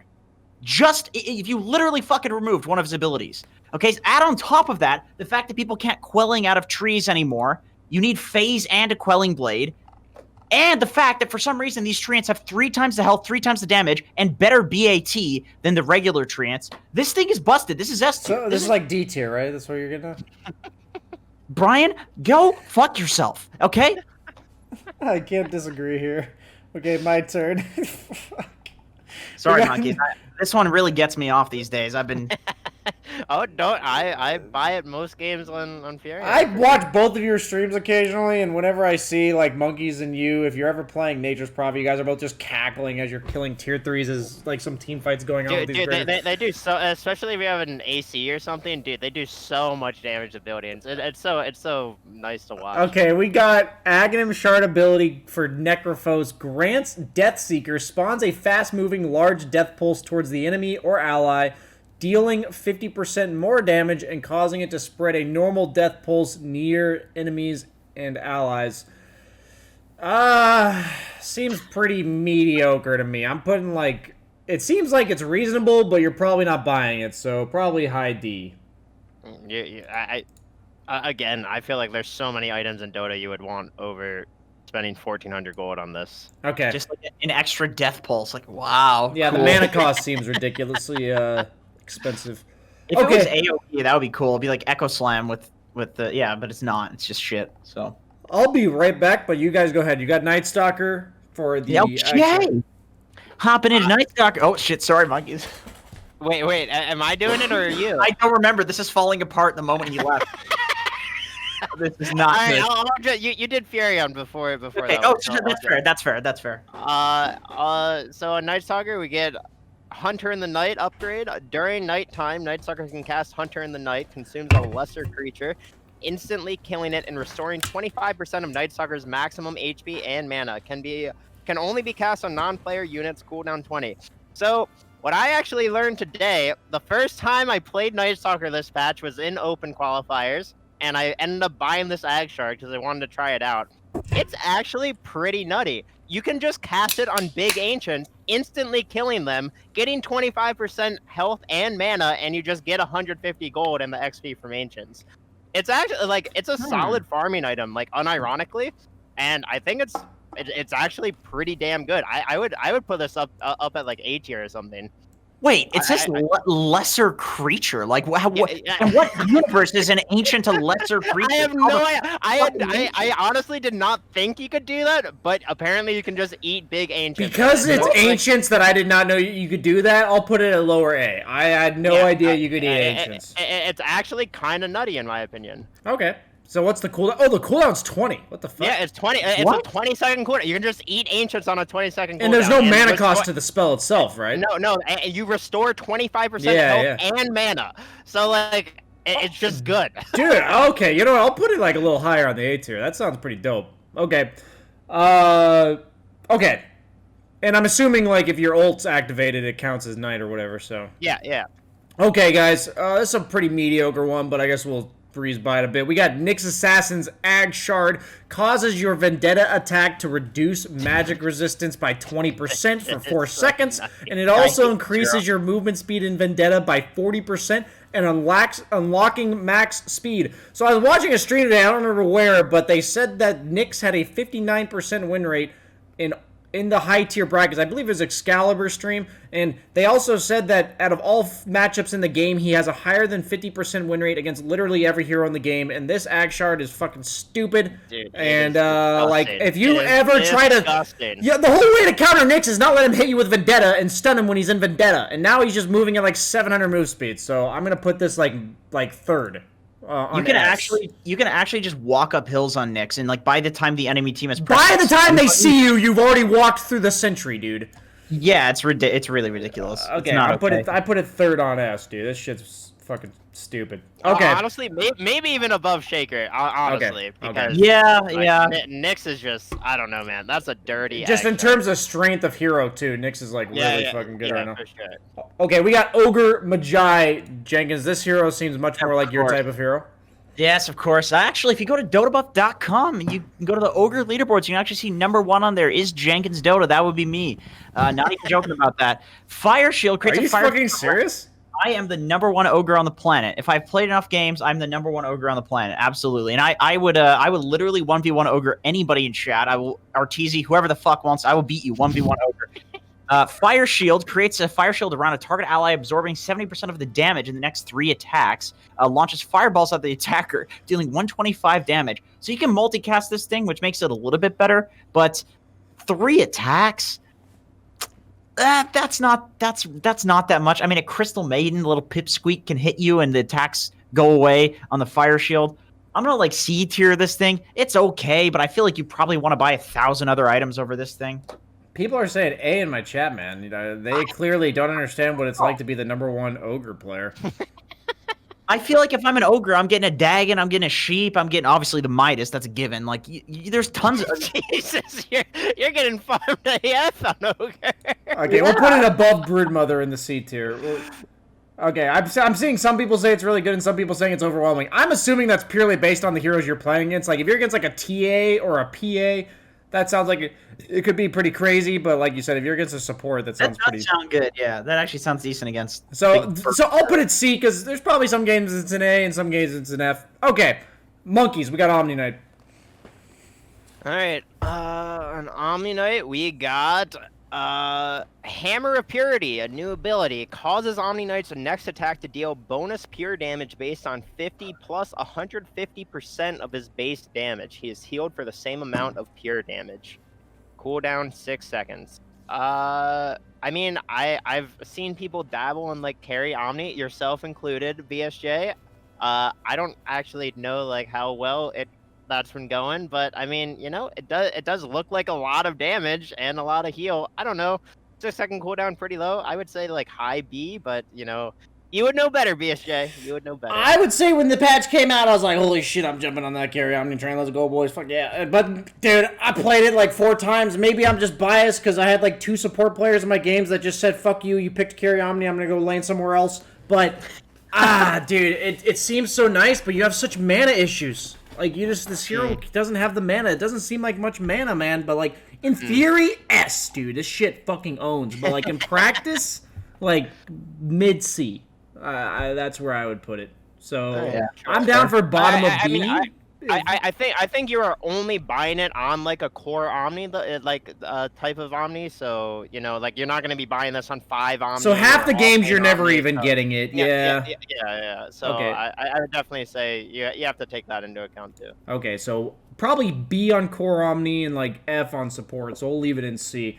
Okay, sure. We got Oracle here with the Ag Shard saying causes false promise to have invisibility with a 0.3 fade time. I would say that's pretty good, but at the same time, how often does Oracle scrounge it together? I think the strength of the ability itself is like an A, but Oracle's ability to farm it is like a D or an F. So I'm putting it in low C, high D. I guess high D seems okay to me. I mean, on Oracle, you like really want that Aether Lens and possibly even like a Glimmer Cape or something. So like, well, I suppose this could replace Glimmer Cape technically, since it is kind of like the same Invis delay or Invis fade or whatever. But yeah, I'd agree with you. Okay, don't care about Jenkins' opinion on Oracle specifically, but Jenkins, it's your time to shine with Outworld Destroyer, excuse me. Baby. Oh, fuck this shit, man. My God, I've actually gone for this with offlane OD. Oh my God. It kills you. All right. So this causes Essence Flux, which I don't know what the fuck Essence Flux is. Excuse the French. Becomes a 1.5 second channel ability. So you have to sit there channeling. It looks really stupid while he does it, by the way. Swaps Outworld Devourer's current life and mana totals. Only transfers 75% of the respective values. Okay, now here's the problem. OD actually has a lot of HP. And like you'd think, oh, he's got to have a lot of mana. He really doesn't. Like his HP is quite a lot. And then Arcane Orb costs current mana. So you're always low goddamn mana running around on this idiot. You sit there channeling it, and then the enemy team actually shouldn't interrupt it because it kills you. It does more damage to you than it heals. This is the single worst Ag Shard in the entire game. Uncontested. It is awful. It's complete garbage. Yeah, agreed. Looks like garbage. I've never even seen it bought before, but it looks like garbage. Okay, I think I did your assessment due diligence with my tier list here, Jenkins. We got Monkeys now assessing Pangolier. Oh, all right, this one actually confused me so much when I initially read it, and it still confuses me, honestly. So we got Roll Up, a new ability. Pangolier curls into an immobile protective ball for up to 4 seconds, gaining magic immunity and allowing him to turn. Can be cast during Rolling Thunder to temporarily hit the brakes. Can cast Rolling Thunder and Shield Crash during Roll Up. If enemies attack Pangolier during this, he will roll away from the attacker for 0.75 seconds, applying Rolling Thunder damage and stun. If there are enemies in the way, cooldown 30 seconds. Are you done? Are you done, Monkeys? Dude, I like. Does Rookie buy this? I don't even think I've ever seen this purchased in a game before. I feel like this is actually Bane tier, just because against heroes that fuck you and your ability to cast roll, it is like an insta-cast allows you to get your roll off. So like against like Invoker, like, you know, these Cold Snap, these constant stuns, I think it's actually really nice, but in like most games you're probably not going to buy it. What do you think? Yeah, sure. I mean, I feel like it's super situational, and I mean, yeah, I'm with you. Put it in the Bane tier. I think it's A tier. I think it deals with a lot of counters. Like Bloodseeker can't rupture you. You know, Disruptor can't glimpse you. I think it's the same category as Bane, where it's like you only buy it because it's dealing with some like hard counter. Yeah, and it's really good against hard counters. Like it. Yeah, it actually lets you roll during coil. Like somebody made a good point. Like you get rolled, like during coil, you get rooted, you get cold snapped. It actually lets you roll. So I think, exactly. That's true. Okay, so for those purposes, it's very strong, but otherwise you're like never buying it. So PA, we got Grant's Fan of Knives, releases sharp blades around you, dealing in a 550 AoE, dealing 12% of enemies' max health on impact, and applies Break for 3 seconds. So the problem with PA is that if you're applying Break for 3 seconds, usually they're just fucking dead by the time the 3 seconds is over. So I don't really think this ability is that great. I do, however, believe if you're against specific heroes, maybe like Tide or Bristle, something like that, this could be really powerful where that 3 second break would actually allow you to kill them during it. So I would put this at like a high B because you're not buying it very often, but in games where it's good, it's like probably really good. I agree. It's like you'd buy it less often than Bane and Pango, but it's like the same thing where it's like good against these heroes that like you otherwise couldn't kill. Okay. Any objection there, Monkeys? No, yeah, sounds fine to me. Hey, Monkeys, man, energy up, buddy. Keep it up, buddy. Dude. You got this. You got this, Monkeys. Dude, we're only on the P's, man. Dude, oh my goodness. Dude, Monkeys, you signed up for this shit. You signed up for this shit, Monkeys. Okay, Phantom Lancer, Monkeys. I'm gonna be 100% honest here, guys. Just interrupting real quick. No problem here. I actually am not very good with the alphabet, so I have no fucking idea how far P is into it. Not even. I have some issues with the elementary school going on. Okay, homeschool for a year. Okay, thank you, Jenkins, for your useless comment once again. Monkeys, you're up, buddy. Alright, on PL we got Spirit Lance upgrade. Spirit Lance bounces once on an enemy within 900 radius, prioritizing heroes. Increases Spirit Lance illusion damage by plus 30%. I mean... oh, it's only Spirit Lance illusion damage. I thought it was just all illusion damage. I was like, damn, that sounds nutty. I don't know. This doesn't really fancy me too much. I feel like you just want to get 6 slotted on PL before buying this, but I mean, you're the PL player, BSJ, so... I'd give it high D because once you're 6 slotted, you're very happy to buy this item, but you're not doing it until you are 6 slotted. but I mean, and I feel like usually when you get to the 6 slotted point on PL, like, you're already kind of god, because, like, you're probably level 25 already, and we have all seen Anna's TI8 PL, so... I don't know. Indeed. I'll put it high D there. We got Phoenix. Causes fire spirits to become a passive ability. Every 7 seconds, a fire spirit respawns. I have no clue, guys. I'm not gonna lie. Okay, this thing's OP. Like, this, you're farming up a goddamn storm on this guy. Or girl. I don't remember what gender Phoenix is. It's actually really hard to tell. But the thing is, this hero does a lot with items. So... the ability to always have fire spirits for no mana cost is ridiculous. I think this thing's S tier. I'm just checking if Phoenix is a girl or a guy. I've spoken to Z-Freak about this. I have the same opinion as you, Jenkins, but Z-Freak thinks this is really not that good because fire spirits really doesn't have that much downtime. Already it's 20-second spirit duration on a 30-second cooldown. So his argument was, you know, if you're gonna be split pushing with this and then showing up to fights, you're you could just cast fire spirits on its own, anyways, and you would just prefer to have Spirit Vessel, Shiva's, Ags, and stuff on this hero, and usually you're not getting too much further than that. So that's Z-Freak's opinion as a Phoenix player. Wait, so what would Z-Freak give it? You think? Z-Freak would probably give it mid C or something. Apparently, when I first read this, I would have said A or something, but I'm just sharing a Phoenix player's perspective. So honestly, people are saying Kezu says it's pretty mediocre too, and so we have Z-Freak, Monkeys, and Kezu against Jenkins. So we're gonna put it where the other the three people that actually know what they're talking about. Let's hold the goddamn phone here, okay? There's no verses here, okay? I'm not a Phoenix player. I'm just trying to put my opinion out there, and you're bouncing this back to me. I'm okay with that, but you're putting out this battle language, okay? I'm not trying to fight these guys, all right? Let's go ahead and relax with the language there, BSJ. It really caused me some bad vibes here. Just keep trying your best, buddy. That's all anyone can ever ask of you specifically. Okay, so Aghanim Shard for Puck. We got Waning Rift now deals extra 70 damage and knocks enemies back 250 distance over 0.4 seconds.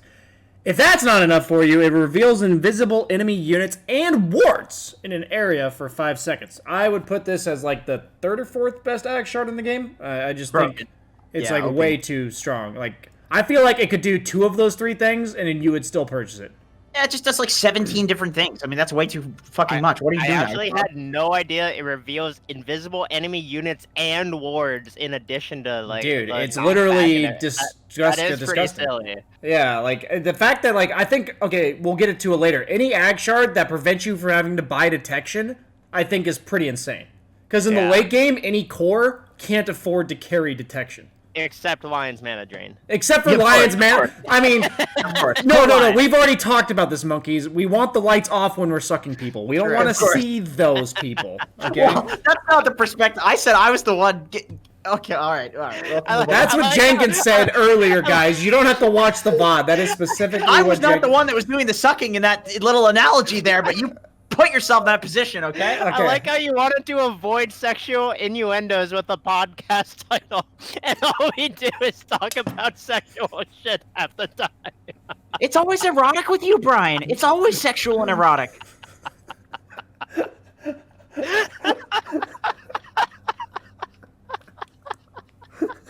Okay.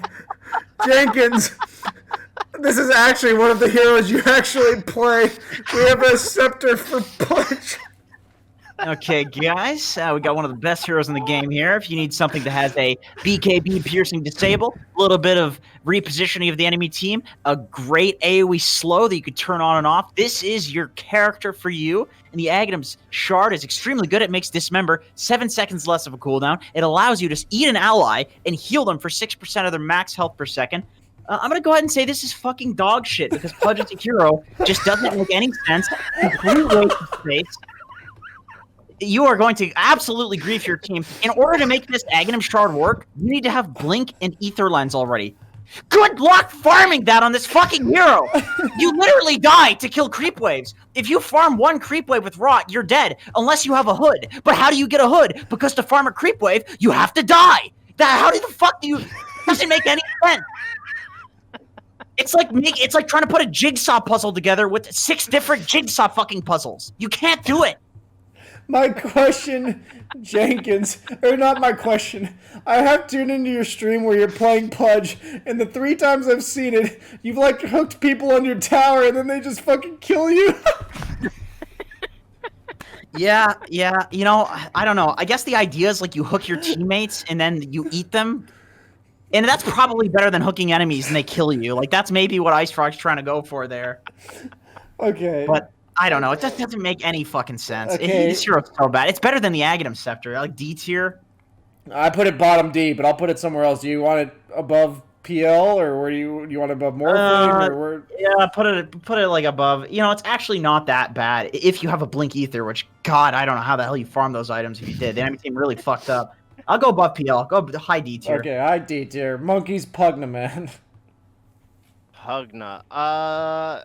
So on Pugna, we got Life Drain upgrade for every 1.75 seconds of channel. Another secondary Life Drain is created targeting another random hero or enemy hero. I thought this would be absolutely nutty when I initially saw it, but the 2 times I have purchased it, the enemy team just walks away from you, and you don't get any usage out of it, and you're just like, oh, well, that sucks. That's too bad. I don't know. I would say, like, maybe low C tier or something.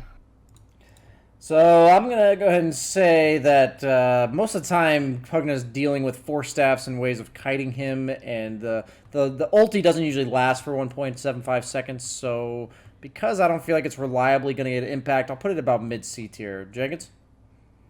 Yeah, that's fair. I mean, I haven't seen this thing in a game. Maybe I have seen it. It just never happened because people just walk away from this guy when he sucks them, so... Why does everyone walk away from guys that are sucking them? I don't understand. Okay, so we got Queen of Pain here. We got releases a sonic boom when you blink. I think they buffed this one, right? I gotta make sure I read the right description. Queen of Pain blinks at both her starting and ending locations and deals 150 damage in a 300 AoE and silences for 1.5 seconds.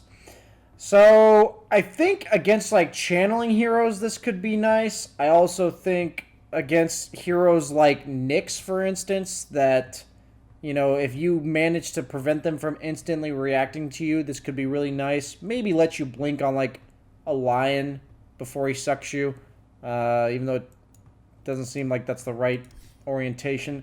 I feel like I'd give this, like, low B. I see a lot of Quaff's Byless, actually, and because it helps you clear creep waves as well, like instant clear creep wave. You like blink onto a creep wave and then sonic wave it. I would say it's in like A tier for sure because you can push out waves like super quick. I said low B, but I'm down to go to A. What do you think, Jenkins? It's also cool because if people are chasing you, if they have like blinks and stuff, you're like canceling their shit and silencing them if they like on the start of your blink too. I've seen that work. Oh yeah, it is on your start of your blink too. It's pretty cool. It's pretty cool. I'd say A tier. Okay, I'll go mid A. You guys have convinced me. I haven't played Queen of Pain since the patch, and I haven't been affected by this Ag Shard personally yet. So okay, Jenkins, one of your favorite heroes. We got Razor. Yes, of course, Razor. This gives him Storm Surge, which causes Storm Surge to have an 18% chance when attacked or targeted with a spell. Always to release a forked lightning bolt that strikes the target and up to 2 other enemies. Oh, okay, cool. I actually didn't know that. Deals 120 damage and slows them by 50% for 1.5 seconds. It's almost impossible to judge this because this is like the least picked hero in high level games for like a year now. I don't know.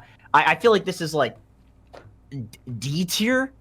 I mean, like the Storm Surge thing before, it was good in lane when people were targeting stuff on you. Like, I don't know, Queen of Pain, OD, like it used to counter these heroes. But now you're getting this at like 20 minutes, right? So I don't see why you would buy this over Sanjin Yashas and shit like that.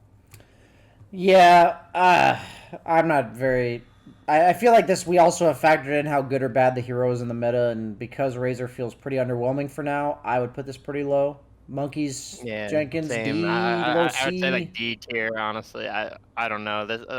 There's way too many other items you would want on Razor, I feel, than We'll put it in mid D than tier. that. It's definitely worse than Pudge, though. So I'm going to leave that there. Okay, so we got... Wait, Jenkins did that one. So we got Ricky for Monkeys. Ricky Maru. Alright, we got Sleeping Dart, a new ability. Fires a dart at the target enemy, putting them to sleep for 3 seconds. At the end of the duration, the target wakes up and takes 150 damage and is slowed by 25% for 4 seconds. I feel like this is just unnecessary. I feel like Ricky doesn't want to put a target to sleep. He wants to kill them with damage. So I'm going to put that real low in like D or F personally, but maybe I'm wrong. I actually think on paper it's a D or an F, but in theory it's really nice sometimes. There's a lot of heroes in game that you like want to ignore, like when I'm against Wraith King or something, I literally just he's like going on my teammate and I don't want to hit him. Don't people say on paper as in theory? Isn't that the same thing? Shut the fuck up, I'm sorry. Jenkins. Nobody asked you. Sorry. I would actually do this at like low B. Like you buy it after like 4 or 5 items, but late game it's really nice to like have this one guy that you can ignore for 3 seconds while you go deal with somebody else, because Ricky kind of blows people up. So I would give it like low B. What do you think, Jenkins? Sure, man. That's fair. That's fair. Yeah, sleeping someone late game, that seems pretty good, but I feel like it's a 6th item.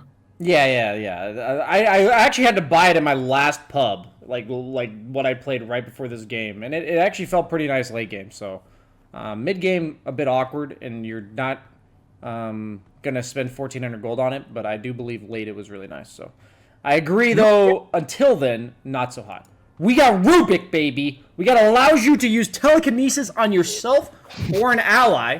Throw range is 60% longer, and cooldown is reduced by 30% when targeting allies. Throw delay is also reduced to 0.5 seconds. You don't need to blink on Rubik anymore. You just slam yourself in there. Unfortunately, you don't have a stun. And then you don't have a stun to follow it up.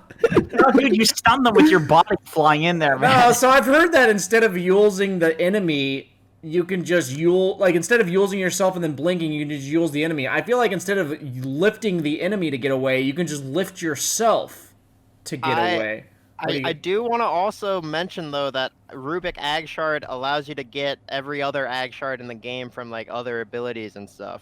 Wait, does it really? Yeah, that's actually like the primary reason it's like okay.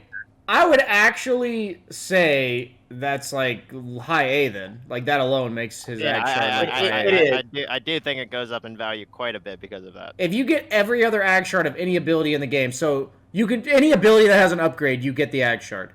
Yeah. Okay. Yeah. Then it's definitely high A. I would say it's high A. Okay. Now I remember talking to Jenkins about this one because he played a pub with me where he built this on Sand King. Oh.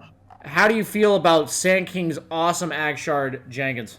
Oh my fucking god, what a waste of money. What a waste of money. Okay, every 700 units, which by the way is a shitload, that's like half a Pudge hook range for Pudge players out there, cast an Epicenter Pulse around Sand King in a 400 AoE, which is actually pretty goddamn small. But the problem with this thing is you see it in fog and you see it in smokes. Yeah. So you just see him running around in trees like trying to be... Literally, take subtlety, okay? Remove that from the game because that no longer exists when you have this thing. It's horrible. It actually detriments you. I'd say this is actually on OD tier. This is terrible. It ruins the game. It is only a negative. I personally believe that if they fix the seeing you in fog, then I personally would actually buy this quite frequently after 20 minutes because you typically do a lot of long fights on Sand King. And basically, like every burrow strike in is an extra, like 110 damage or whatever. So you're probably casting like 3-4 burrow strikes in a fight. Every blink in or whatever, you get an extra 110 damage. I feel like the damage is not that bad, but the revealing in fog, it just makes it like, dude. Is this OD tier or F tier? I mean, again, if they fix the CU and fog shit, I would say like B tier. But I actually think the CU and fog is like game ruining at the current iteration. As is, I would literally say OD tier because like if you can see like you can't smoke, you can't walk around, you can't do shit. But this is crucial. Is it better or worse than OD? You can't do anything. You actually can't do anything with it. It's so garbage. Is it better or worse than OD, guys? Oh, geez, that's actually a hard one, man.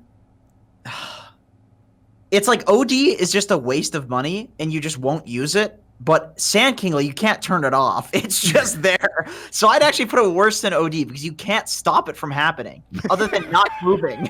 Okay. Like, you have to stop moving. Okay. I guess. By the way, guys, we have an appeal to one of our rankings that I believe is valid. We place Rubik at high A tier because of the fact that he gets Agshard upgrades. Morphling also gets them. So I believe we should probably move that to like high B, maybe? Or like mid B rather than D tier?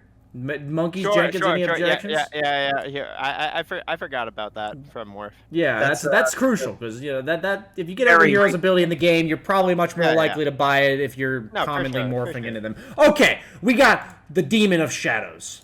Is it my turn? I can't remember. It's Monkeys. Cause you got it. It's because it's to Jenkins. On Shadow Demon, we got Demonic Purge upgrade. Allows Demonic Purge to be cast on allies, continuously dispelling them and healing them for its damage values. Does not slow allies. I mean, I suppose situationally this could be pretty good against,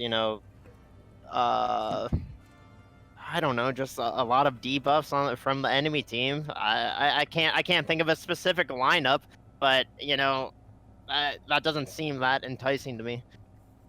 I feel like you would only get this on core Shadow Demon, and then do you really want to be a core Shadow Demon using this? I mean, Artesia has been playing core Shadow Demon quite a bit. He's been playing Shadow Demon mid and off lane, clearing ancient stacks, Interesting. I will say the Shadow Demon buff of Shadow Poison did make the hero better. Like, the fact that you can't dispel that shit anymore. Yeah. I would give this, because you probably have to buy an Ags to make this any good, because you need, the 3 charges, 1 defensive, maybe 2 defensive. I'd give this, high C, maybe? Yeah, high C sounds acceptable. Okay. We got... Shut up, Jenkins. There's, a clear, unspoken code of when we were supposed to end those okays, and you just stepped over it. So, okay.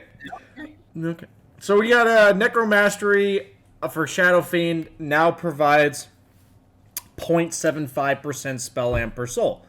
I would say most people I see on Shadow Fiend are going for the magic build, and if you don't have an axe, it's 15% spell amp. So it's 1,400 gold for 15% spell amp. I'd say that's pretty fucking good. So I'd say it's I'd probably say top of A, or maybe bottom of S. I feel like mid A. It's just definitely not S. That is not an S tier Agshard. Well, we're talking about how often you're buying it. I feel like you're buying it pretty much every game if you're magic damage SF. They're buying a lot of other things before it, though. It's 15% spell amp. Yeah, I would definitely say mid A. So it's something you buy almost every game, but it's not that impactful.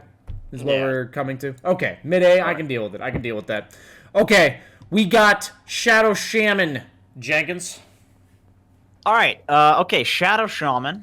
There's a lot of... I'm actually trying to type this into the game, realizing there's a lot of Shadow heroes in the game. There he is, little bastard. Shackles creates 4 Serpent Wards attacking the target, and it increases cast range by 150. This thing is definitely S tier. I think the fact that it increases the cast range, and then on top of that, you have a cast range talent and an ether lens. You can shackle somebody from just halfway across the goddamn map, and then the wards are an added bonus that just do a ton of damage, especially with the shackles total damage talent. This thing is I would say mid S tier with what we've put in there so far. The wards are great for farming too. That's the dirty Agshard for sure. Yeah, it actually just lets you clear almost an entire creep wave, if not an entire creep wave, by just shackling a creep for half a second. Yeah, it's creep clear, it's damage in team fights, it's tower pressure, it does it all. I think it would be more balanced if, it was the duration of the wards was 20 seconds, but it was scaled based on how long you channeled the shackle. So, like, if you channeled the shackle full duration, it would be 20 seconds. But if you just do this, like, insta-shackle, it's, like, 2 seconds. Do you know what I mean?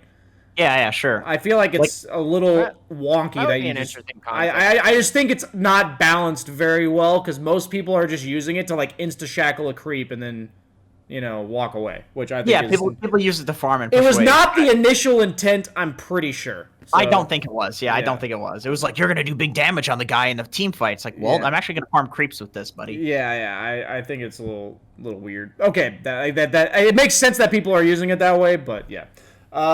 We got Silencer Monkeys. Alright, on Silencer, got a Glaives of Wisdom upgrade. It causes Glaives to bounce once towards the closest enemy unit, dealing 50% of Silencer's attack damage. Bounce range is 600. I mean, I could see as being purchased, like, exclusively on mid or carry Silencer, but other than that, you know, you're, like, I don't know, you're never spending 1,400 gold on this, I feel. This hero also doesn't get very much farm. Yeah, so, I mean, I would say low D tier, maybe. My like negative argument on this as like a core silencer is like, do you ever wish your silencer did more damage? That's never the problem with your silencer. Not really. It's always the other problems, such as not dying, being alive, for one. Yeah. And I mean, also, like, how frequently do you actually see core silencers? Like, I don't know. I feel like if you are seeing this hero, it's usually to like counter an Enigma's position 5 or something. So like, I don't know, man. I just feel like it's... How old's this tier list? There's a picture of Skeleton King on here. What the hell? Okay. We got... Next, we got Skywrath Mage. Poor alphabetizing by the thing. We got Skywrath Mage. Ancient Seal debuff now causes other debuffs applied to last 40% longer. Grants vision over the target. I would say this one's probably, like... in practice, an S, in the sense that most of the time you're picking Skywrath to synergize with, like, Legion or Beastmaster or something like some hard single-target spell, but then you have to, like, go first, like, you have to cast before the other guy does, and Skywrath doesn't get too much farm, I would say, so I would put this at, like, probably a high B or low A. I feel like on Sky, you're usually looking for, like, you know, a Veil and Atos and Ags and, like, maybe Boots of Travels. I don't really know when you would want to... Like, again, as you said, if you buy this, like, you want to go first. And, like, I don't know, you never want to go first on Sky. So, I don't know, man. I personally would say, like, C. People are saying it's dog shit, so maybe I misunderstand how good it is. I would say, like, C, maybe high D, but, like... I don't know. I'll put low C. I'll put low C because chat thinks I'm crazy as well. Okay. Slardar for Jenkins. Okay, so this is simple. It just makes Corrosive Haze is applied for 5 seconds to everybody hit with Crush. I think that's pretty good. The problem with this is, like, he doesn't really farm that quickly. You know, he just doesn't farm quickly. He doesn't get items. So, like, 1,400 gold is pretty expensive. That's really the only issue here. But applying Corrosive Haze to a bunch of units is great because it means you can just spam your Corrosive Haze, like, normally for just vision and shit in the fight. And then you can jump in the fight and your carry can pick and choose who they go on. So I feel like this is decent. Like, does it apply before or after the damage of the Crush?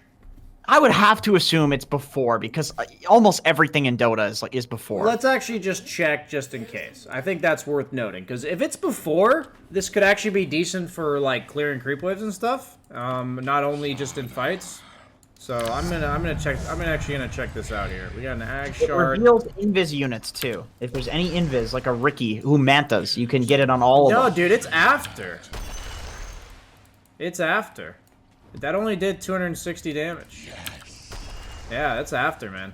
That's interesting. I mean, I still think it's pretty good. I feel like it plays into exactly how you want to play Slardar, which is just jumping into a fight with stun, bursting one guy, and then running away and doing it again. Yeah, so what are you giving it, Jenkins? I would say like high C, low B. I can work with the high C. I can work with high C here. What do you think, Monkeys? Any tiebreaker there? Low B, high C? That sounds fine.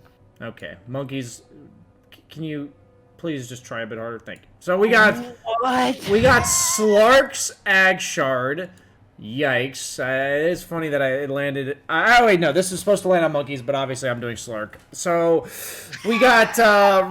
gives him a new ability called Fish Bait. Reduces movement speed of an enemy by 30% for 6 seconds and provides True Sight over them. If Slurk pounces on the enemy during that time, he will be rewarded with 50 attack speed for the duration of the leash. I'll be honest that, yeah, I've, considered buying it. I've played Slurk a few times. I think he's also not a very good hero. So I think the fact that it is called Fish Bait is appropriate because it is an F tier for me. Yeah, they buffed it and probably moved that up from OD tier to F tier. So yeah, it went from OD. Congratulations, Slurk players. Yeah, sure. You can now buy this and have it be an F tier worthy when you are 7 slotted. So, okay, we got Snipper. That's all you monkeys. All right. This one's really good. On Sniper, we got Concussive Grenade. Grants Concussive Grenade deals 125 damage, knocking enemies back 425 distance, slowing them by 50% and disarming them for 3 seconds. Radius 375. I have no idea what the cooldown is on this because it doesn't say. It's a 6-minute cooldown. It's like 15 or 20 seconds. Yeah, 20-second cooldown. It doesn't say in the game client. Maybe it says it on the patch notes. 20-second cooldown. If only it said it in the actual game. Dude, literally, I wish Valve did a spring cleaning update so bad. Like, oh my god, there's just so many things you don't know what the cooldowns are. You buy the Brewmaster Ag Shard. You don't know what you literally don't see the cooldown number anymore. You just gotta infer based on the little charge thing. Same with Batrider Flame Break. Oh, I hate it all. All right, I don't know, man. Sniper's just kind of shit in general. This is I don't know, the disarming them for 3 seconds sounds solid, and it's a 20-second cooldown. I don't know, maybe a low C tier. I truly don't know. I'm fine with low C or high D. What do you think, Jenkins? Guys, this is the Lycan ultimate counter. This completely nullifies the hero, and it's the most cancerous hero in the patch. We're gonna call this S tier. Okay, I can't agree more with Jenkins. We'll put it in low S. We'll leave it in low S, guys. Okay, so, by the way, I didn't realize my tier list was outdated. We do not have Snapfire, so go ahead and read that one, Jenkins. Okay, so Snapfire, we do indeed have Scatter Blast now knocks back units in the point blank range for 250 units, and it deals 125 extra damage and stuns for 1.5 seconds. And I'm not sure, I actually can't, from the text, I don't know if it stuns in the whole range or just in the point blank range. I would assume just in the point blank. It's just the point blank range, yeah. Anything hit in point blank gets these extra things.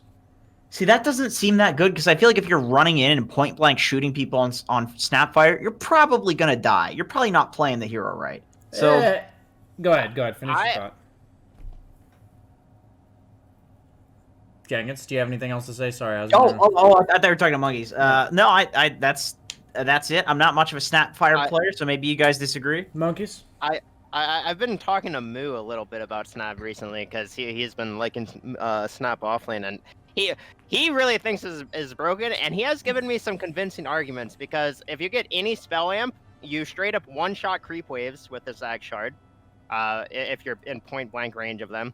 And also, if by the time you get a Blink Dagger or something, if you hit heroes in point-blank range, it just sets up a perfect cookie. So if you get a 3-man Scatter Blast, then you can literally follow it up with a 3-man cookie, and you can just perma-stun people for a solid 3.5 seconds or so.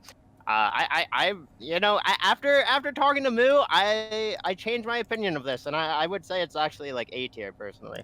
Yeah, I would say A tier as well, because Snap Core, it's really solid on her, and it also is reliably achieved because you get a lot of farm on Snap, and then also you're getting more farm off of it because you're clearing waves instantly. So I would argue that for support Snap, you're probably not in position to use it, but for core Snap, it'd be really good, so probably low A, because you're not always buying it. What do you think? Actually, I don't care what Jenkins thinks. We got Spectre for Monkeys-Forever here. Oh boy, oh boy. So low A for Snapfire, guys. I know she's not available, but go ahead, Monkeys.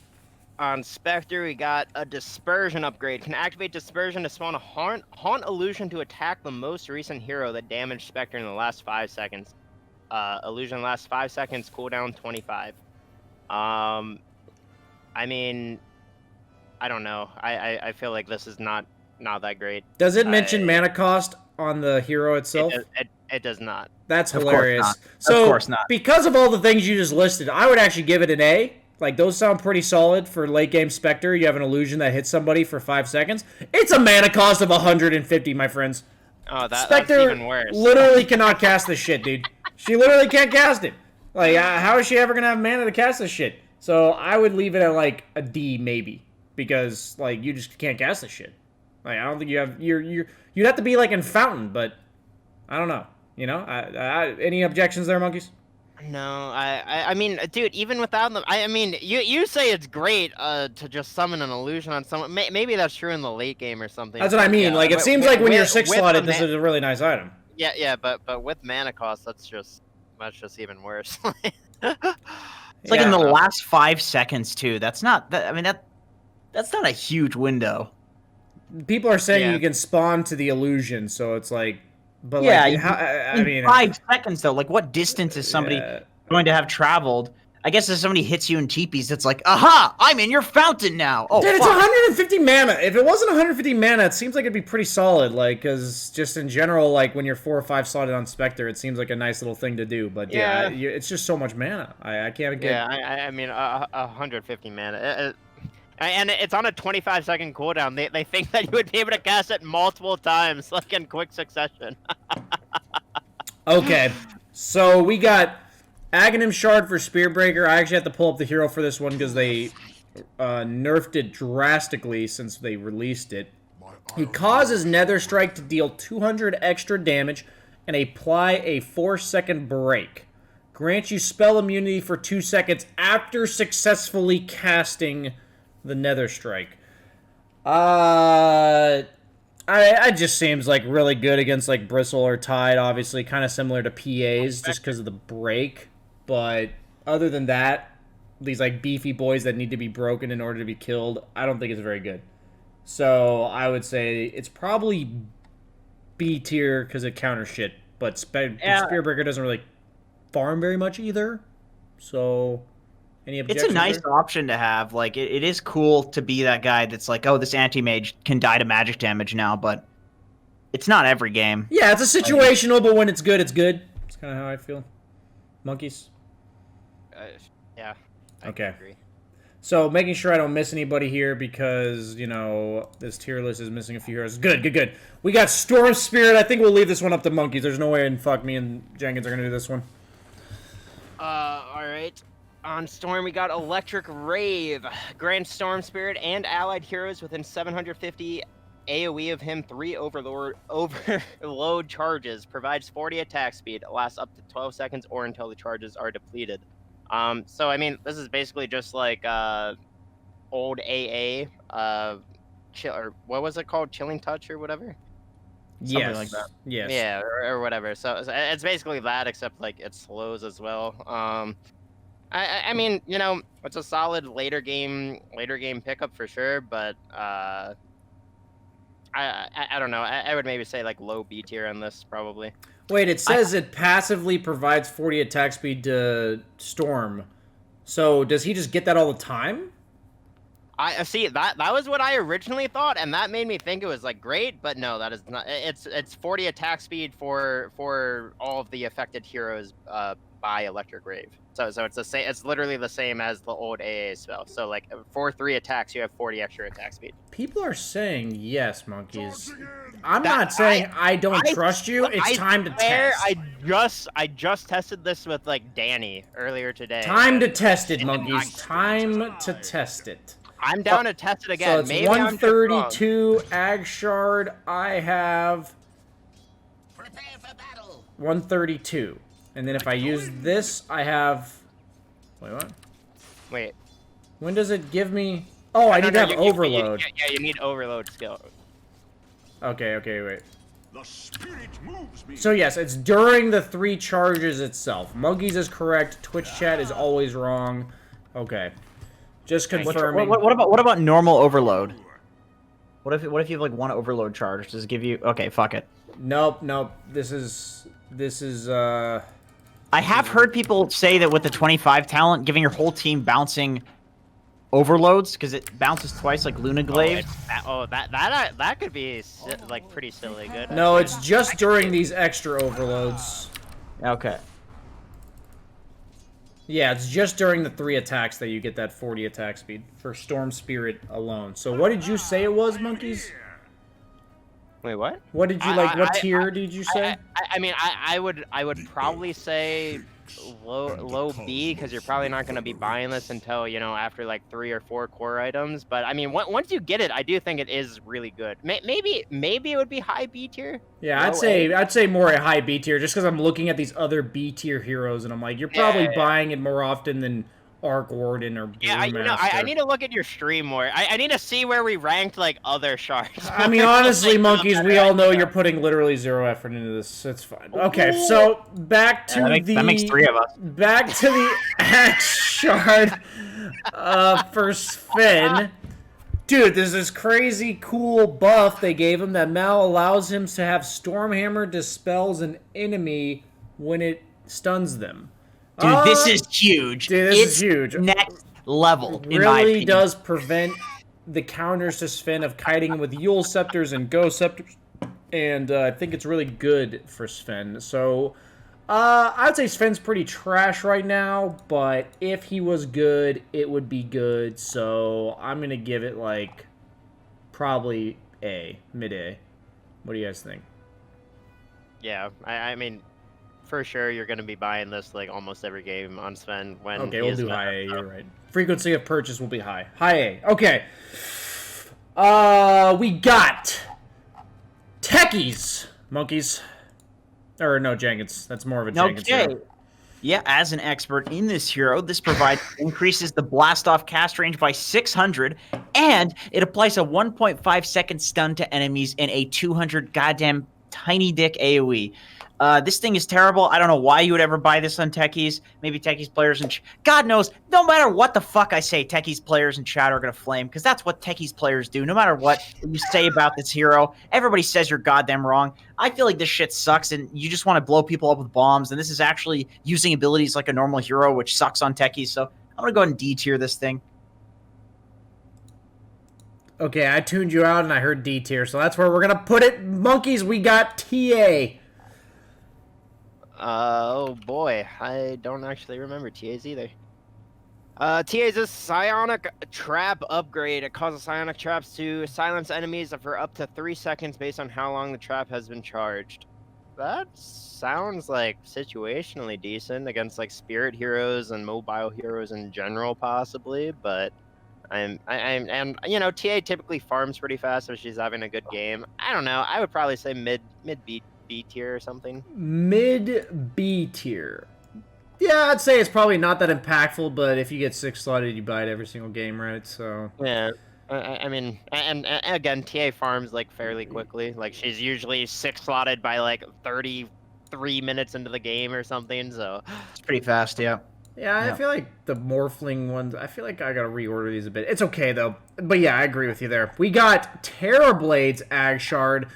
So they did buff it a bit, so I gotta make sure I read the numbers correctly. It is costs 25%. It's a new ability.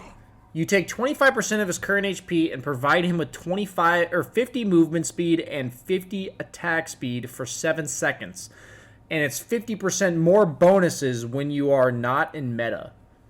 So it's nice in theory for like killing buildings, but then you're like killing yourself while you're clearing the buildings. So this is like a 7th item. This is like 7th, 8th items territory, and I would say it's mediocre. You probably get it a decent amount just because, Terrorblade does get a lot of farm, so I wouldn't put it like D tier. I'd probably put it low C. Low C tier. Sounds acceptable to me. Okay. Sure. Yeah. Jenkins tied it up, buddy. Tied it up. Okay, Tidehunter. Let's see. What do we got here? Oh, Anchor Smash. Okay, this works on buildings now. Reduces the cooldown by 1 second and it increases the damage by 90. Geez. I've not seen this, but I feel like 3-second cooldown on Anchor Smash sounds really tight. Good damage, and affecting buildings is... That sounds pretty cool. Damage reduction on buildings? Isn't there a damage reduction talent, too? Dude, that sounds epic. That's like A tier at least. When I initially read this, I was with you, Jenkins. I'm like, this is gonna be crazy good. I haven't played Tide yet this patch. I've seen a lot of Tides, and I literally have not seen a single person purchase this item. So I don't know where it stands. I honestly feel like it has to be good. I haven't played it yet myself. I agree.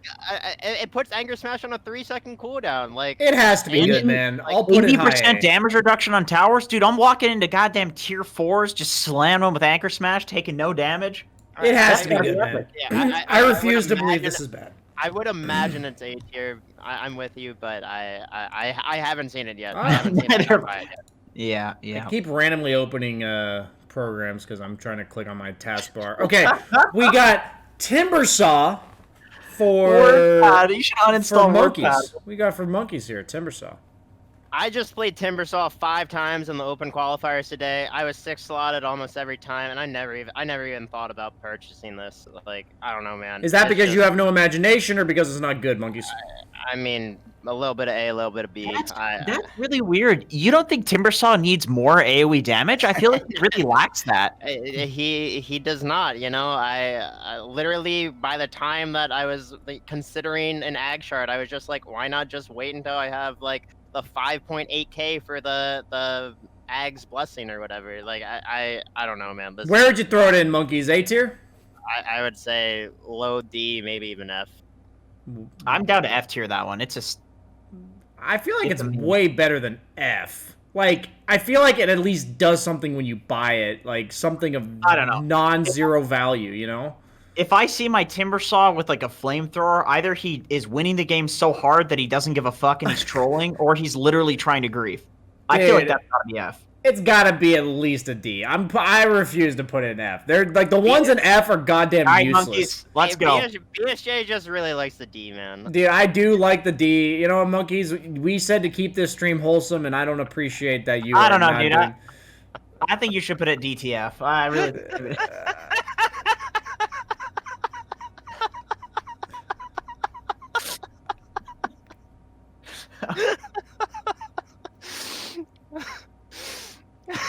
Monkeys is broke, dude.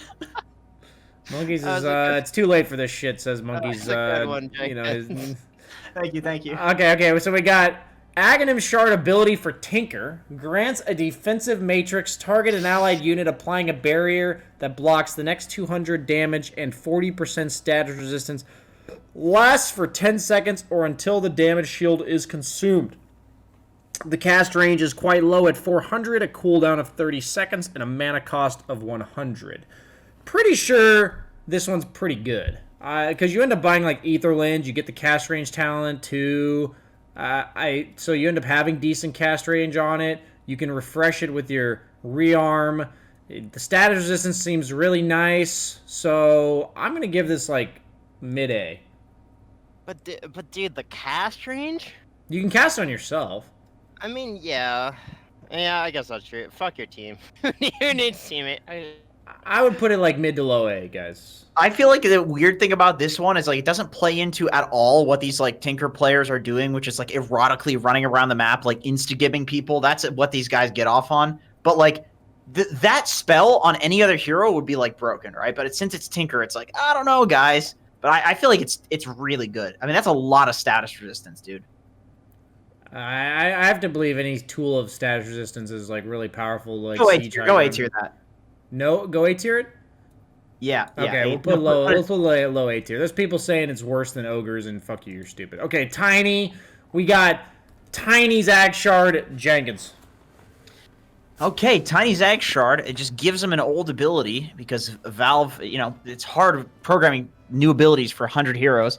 So enemies attack Tiny have a 20% chance of being stunned for 1 second and taking 100 damage. It's called Craggy Exterior. Affects enemies within a 400 range, so basically little small range, melee mostly. Procs after an attack impacts and does not affect spell immune enemies. So the problem with this is like you'd probably get this on like a support Tiny, and you're not going to have gold for it. You're going to want a Blink. You're going to want a Yules. You're going to want a Force Staff. So that's my issue with it. I'd say that it's decent, but just the fact that people are playing mostly for Tiny, this is like C tier. You'll get this like 4th, 5th item, which is, very late into the game. And even then, people have BKBs. So it's like, what are you really going to get this where people don't have BKBs? You're going to get this at 20 minutes? What about your Blink, dude? I feel like it is going to be pretty good late game, though, against certain heroes. So I would give this at least like high C or low B. When BKBs wear out, sure. Yeah, sure. like I'd say like high C, low B. What do you think, guys? Okay, sure. Okay. I'm fine with either of those. We'll leave it up to Monkeys. Nah, Monkeys has got Tree and Protector. That's his favorite. You got it, Monkeys. Alrighty. I love trees. On Tree, we got Nature's Guise. Nature's Guise upgrade. It causes Nature's Guise to root enemies upon attacking, roots them for 1 second, and deals a total of 200 damage. It lasts an extra second when attacking near a tree. So it just kind of gives the old Nature's Guise back to Tree. I mean, realistically, you're not going to be wanting to spend 1,400 for that too frequently, I feel. At least not too early on. At some point, it's a solid upgrade, but it just...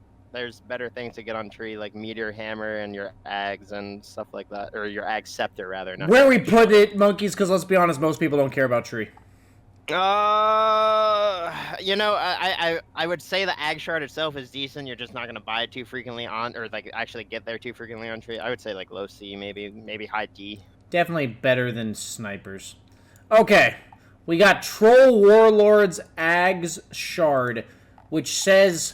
Casting Battle Trance now gives you a global aura that gives allied heroes, including yourself, 60 attack speed. I mean, this is like you're like fucking 6 slotted. You have nothing else to buy. You buy this item, and it feels mediocre at best. So I'll put it at high D. Anybody? Yeah, that sounds about right. Okay. It's a big D, that's for sure. That's a big D. Unfamiliar concept to Jenkins, but indeed. Tusk is your now turn to go. Jenkins, he gets a new ability. Yes, of course. Tusk gets Frozen Sigil. Once again, I've reused ability. Thanks for that one, Ice Frog. Summons a Flying Sigil that slows enemy attack by -30, which, by the way, doesn't make any fucking sense because it's double negative there. And movement speed by -20% within 650 radius. So it's Frozen Sigil. I feel like that's just okay. It was probably his worst ability before, but it's some vision. It doesn't say how much HP the thing has. Let's see. It doesn't even say there how much HP the thing has. That's really cool. I can't even rank it because I don't know how. It takes 1,000 hits to kill. It's fucking S tier. I have no idea. Is it immortal? Is it? I doubt it is. I don't know. C tier or something? I have no idea. Monkeys? I mean, Frozen Sigil was a very solid skill, like when you had it as an ability. But I don't know. I would say low B, high C, maybe. I don't have the information. I'm down for it to be better than Huskar's, so we'll make it low. We'll make it low B. We'll make it low B in here. Okay, we got. Huskar's getting moved down. There's no way that's a fucking B. Okay, so. I realize I'm putting a lot of them in B simply because Huskar was in low B, and that's not a good problem. It's fucked up the whole list. We're gonna have to start over. Yeah, guys. let's actually just run it back. What was the last 2.5 hours? Redo. What was first? Abaddon, I believe. Okay, let's start with him. So we got Underlord. That is that's a Monkeys hero. Here we go. I actually think this Ag Shard might be decent with the +2 Firestorm wave count at 10, but I mean, again, on Underlord, you want to buy so many team items and stuff before you're worried about an Ag Shard. You want Greaves, you want Pipe, you want Atos, you want honestly, hell, you want even Ag Scepter now. Like the Ag Scepter in Underlord is nutty. But I don't know. I would say low B, maybe. I'm down for that. It seems pretty good if you need it, but otherwise, you usually have other stuff to go first. I'm down. Yeah. I'm down to put it right next to Tusk. They're right next to each other. That's so cute. Okay, we got Undying. Increases decay radius by 100 and spawns a zombie around each target. So basically what I'll say about this is that Undying is never going to have 1,400 gold to spare, and I want to put it in F tier simply because it's not good enough to consider game-changing, and he's never going to have 1,400 gold. Any objections? I mean, that's 3 bracers, which is like his 50-minute items. Like, that's what that's worth, so I don't think that's happening. We'll put him top of the F tier just because it's purely based on lack of ability to purchase it. So, for the next hero, I will take this one because it's one of my 4-hero pool. We got Ursa. Every 6th Fury swipe on a single target causes Ursa to get enraged for 1 second. So what I will say about this is that it's seemingly on paper, in theory, metaphorically not that great, but in certain matchups it's actually quite nice, where like sometimes you actually just had to ulti to prevent damage. So when you're against like a Terrorblade, or even like in this case a Lifestealer, like some hero that's going to hit you back, but you're definitely going to hit them, it's like really nice. Because you just take no damage. Like, that's the whole idea. It, like, makes it so you don't take damage. It also makes it so you don't take damage to Roche. And I would say, because it's situational, so you will buy it, but it's not amazing, I would put it at low B. Sure, sounds acceptable. Okay. We got Vengeful Spirit for Jenkins. Okay, Vengeful Spirit. Complete dogshit hero, but on the Aghanim Shard, we have Wave of Terror. Now steals 25% of the enemy base damage and grants it to Vengeful Spirit. So I actually think that there's probably some sort of crazy build out there where you can like play around this thing. Stealing base damage sounds really cool. Rubik can do it, and I see people go like Daedalus, Rubik, and it actually seems pretty sick. I want to like C tier this thing because I've never seen anybody get it, but I think that there's something out there that you could build this and it's not too bad. You said C tier? Yeah, I want to go C tier, and I feel like most people would put it in like D, maybe C or low B. I'm not gonna lie to you guys. I feel like Venge Carry might be sleeper right now. I had to play against KVH's Venge Carry in open qualifiers today, and dude, it was so obnoxious. You just had to like you would kill this hero, and then it would just like still be hitting you and swapping you in like immediately after killing her. And oh my god, it was. I mean, like, I don't know the strength of the Ag Shard like that well. I've literally seen it one time in this, and like I have never even seen the hero picked in pubs. But like this hero might be a sleeper as carry. That's all I'm gonna say. I'll put high C then. I'll put high C just because Monkeys gave it a bit more hope here.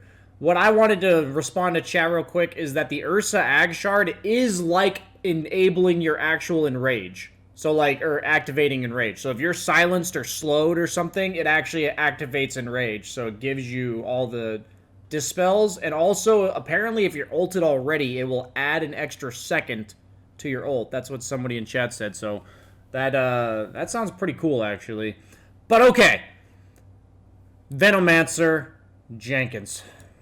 So Venomancer, even though I just did Venge there, Venomous Gale causes... Honestly, I tuned you out the whole time, but go ahead. That's fair. I'll do the same to you. It causes 2 Plague Wards. When it impacts an enemy hero, increases travel range by 400. So basically, the talent is now the Ag Shard for 1,300 gold. The travel range is pretty cool. I think this is okay. I would say, like, C. I don't know. It's alright. I saw Ice buying it. Seems pretty decent to me with the Gale cooldown. I'd say I'd put it about C2. Any objection there, Monkeys? Sounds fine to me. It's like a lot of gold. You probably don't buy it for like 4 or 5 items, or like 3 or 4 items maybe. It's really hard to judge the Ag Shards that are just old talents basically. Like, oh, the 400 distance is actually pretty noticeable. I saw that. Like, you can Gale from much further away. That was something I noticed a lot of. Sure, I can see it. Okay, we got poison attacks now. Also lower armor by 1.5 per stack. Increases max stack by 2. For Viper. I believe it actually increases it by 3 now. I think they buffed this, but okay. I know no way in hell Monkeys want to do Viper, so I would say that in the stage of the game, if you're hit by Viper 5 times or 7 times, you're probably dying anyways. This just seems like a very mediocre thing. Most people will have some sort of Dispel, and I would say this is like high D, probably. Sure, sounds good. Okay, Monkeys, we got Visage. Visage, oh boy. Exciting. On Visage, we got a Gravekeeper's Cloak upgrade. Grants Visage the ability to cast Stone Form. Restores up to 25% of your health. Cooldown 60 seconds. Mana cost 300. I have purchased this one 300? What? The mana cost is way too high. I think this is actually just garbage. I mean, like, maybe super situationally against like PL or something, it could maybe be good, but I don't know. I think it's so niche. I would say low D, maybe even F. People are saying real quick. So you're saying low D, maybe F. I'll go ahead and put that. Sorry, I'm getting mixed responses here. People are saying the Viper one, that when paired with the level 25 talent, literally like kills buildings instantly. So I could see that. So actually. if it actually has an application of ending the game, I would raise this one much higher, because any way to end the game like in a way that you couldn't previously do, I think is really nice. So I'll move this up to like high B, just because if you need that, you would buy it, and it sounds pretty nice. But it is like a level 25 talent, so it's not like you can do this for like a 20-minute activation. It's more of like a hyper late game, super impactful Ag Shard. But yeah, Visage, like 300 mana cost, that's just so much. He's usually spamming his fucking soul assumptions and stuff, so. Yeah. Okay, so this is one that's not on my tier list, because it seems outdated to not having Snapfire and Void Spirit. But Jenkins, go ahead, the Void Spirit one. Dissimulate, it adds a partial outer ring to Dissimulate, and it also increases the damage by 125. So I think this is just a really solid late game Void Spirit item, because you're going to go for that 25 talent Dissimulate stun for 2.5 seconds. And like, this hero actually does get level 25 a decent amount, because he's like a snowballing mid guy who's always able to survive fights. So this thing is pretty nice. Like, it makes the ring huge. Look how big that thing is. So I think it's decent. I think it's like B tier. B tier. Yeah, like top of B. Yeah, a lot of people are saying A or S. I would definitely put this pretty high as well. I'd say low A. I feel like just because like you're not gonna get this before, like, this is like a 40-50 minute item, right? But it seems like really strong when you get it, though. It is really strong when you get it. When you get it, it is great. But I mean, yeah, you want Yules, you want Ags, you possibly even want like Octarine or Bloodstone or something before getting something like this, or BKB even. Yeah, there's a lot. I must appeal to the people who are demanding me to test Ursa's Ag Shard, so we're gonna be doing that right now, guys. I said it dispels. That's the concept in question here. You fucking liar. Okay, so Sorry about that. why is my Dota so laggy right now? It's alright. Okay, so oh, it does not dispel. What the fuck? I can't trust my friends anymore because of you. Well, luckily we were never friends, Jenkins, so that works out good for both of us. I seriously hope you get a toothache. Oh no! Oh, it does dispel if you have Ags. That must be what happened in my game. I'm actually dead serious, because I obviously have only had this once or twice, so if you have Ags, it does dispel. I think it's still a good Ag Shard, though. Okay. So, fuck you, chat. You know, you guys always have to be right sometimes, so, you know, I'll give you this one. We got Warlock, super fun, exciting hero here. We got Shadow Word now provides plus 20 to minus 20% movement speed on allies and enemies.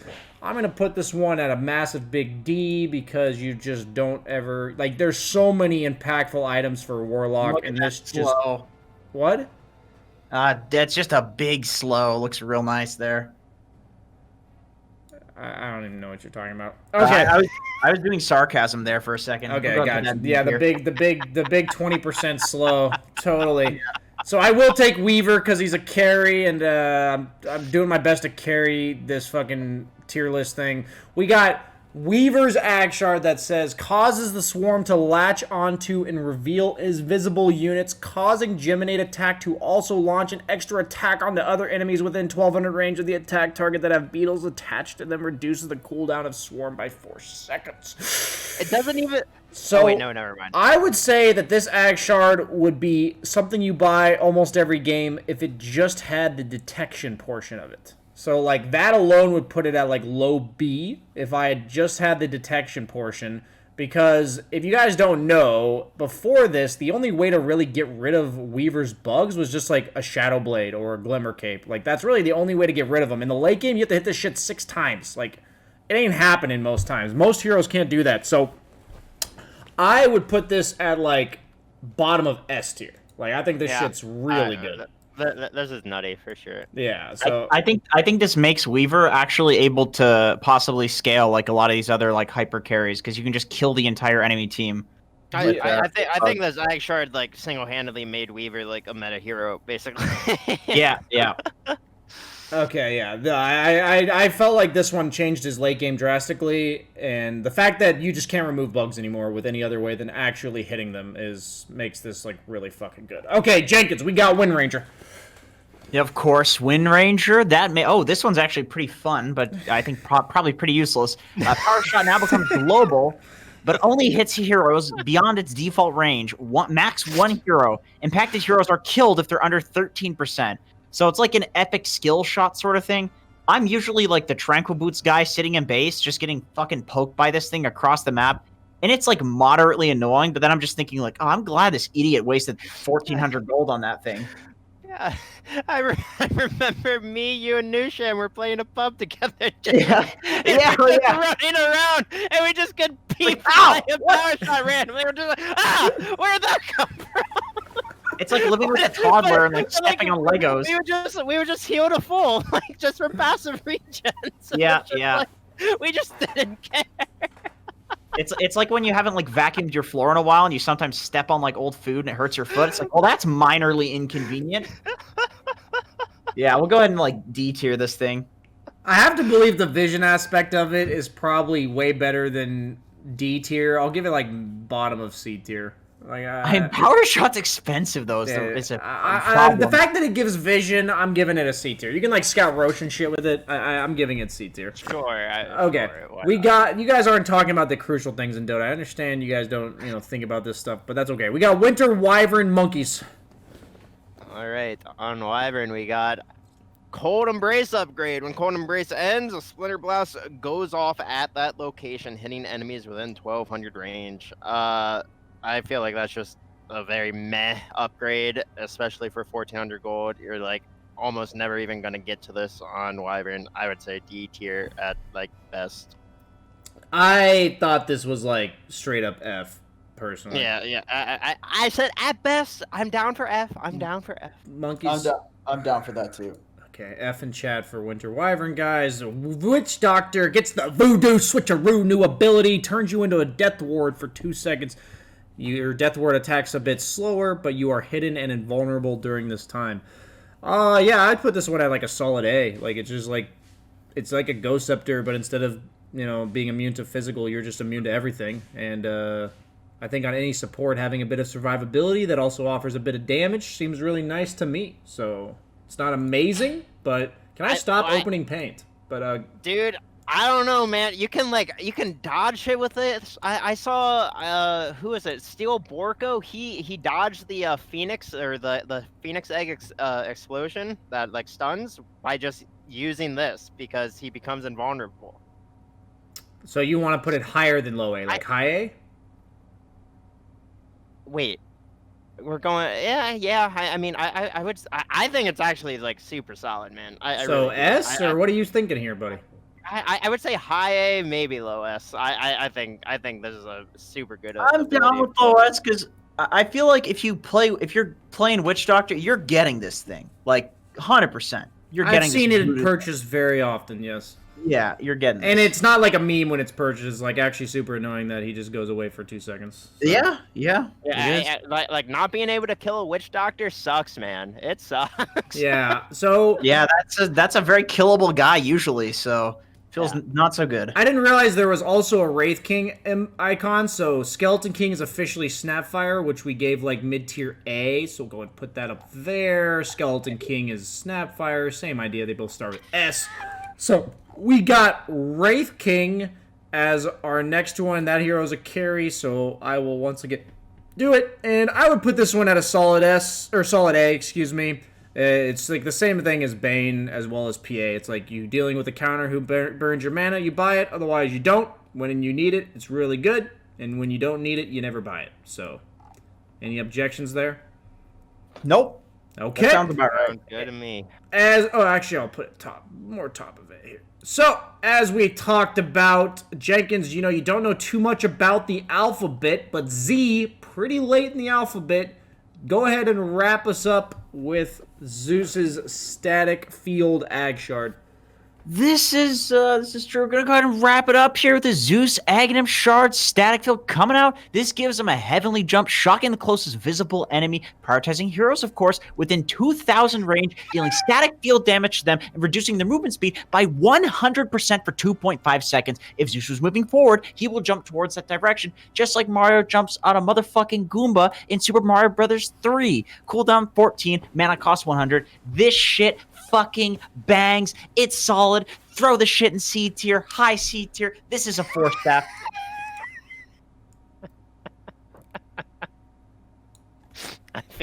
I'm sorry, I'm hyping myself up too much. I actually don't think it's that good. I feel like you're gonna get like 7 items before this.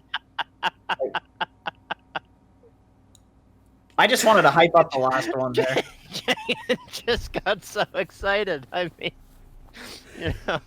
Dude, Jenkins, you are honestly one of a kind individual. I don't understand you in the slightest, but that's meant endearingly, at least in this case. So, I just want to say, guys, that was a hell of a trek through these heroes. It has been almost 3 hours. I'll put Zeus at C. People are saying it's pretty good, and honestly, Jenkins. If I was buying a used car and you had to convince me to buy Zeus's Ag Shard, seriously, he sold that so hard. I would definitely, fuck it. We're moving it to lower B. You sold me a little bit too hard on this Zeus Ag Shard here. So, what I will say is, I had a good time, guys. I thoroughly enjoyed doing this, doing this fucking meme tier shit with you guys. Do you guys have any final comments? Because I know we're running the marathon and we're about to cross the finish line here. All I gotta say is I feel like the way we rated these Ag Shards changed so much throughout this podcast. So don't take this list too seriously, but I mean... Hey, monkeys, man, we did not just spend 3 hours to make this fucking shit. For people to not obey it, literal rank for rank here, dude. I would say the majority of the heroes belong where they are, but I'm sure we messed up our grading a bit for the earlier heroes. I think I'm gonna go ahead and down and just veto everything Monkeys just said. I think all of this is 100,000% correct. As correct as you can get. If anybody disagrees, any pros out there want to disagree with us, we'll see you at TI 11, and we'll see if you keep talking there. Monkeys has been working out, has been rock climbing. So, if you want to talk shit about our tier list, we'll see what happens to TI 11 there, boys.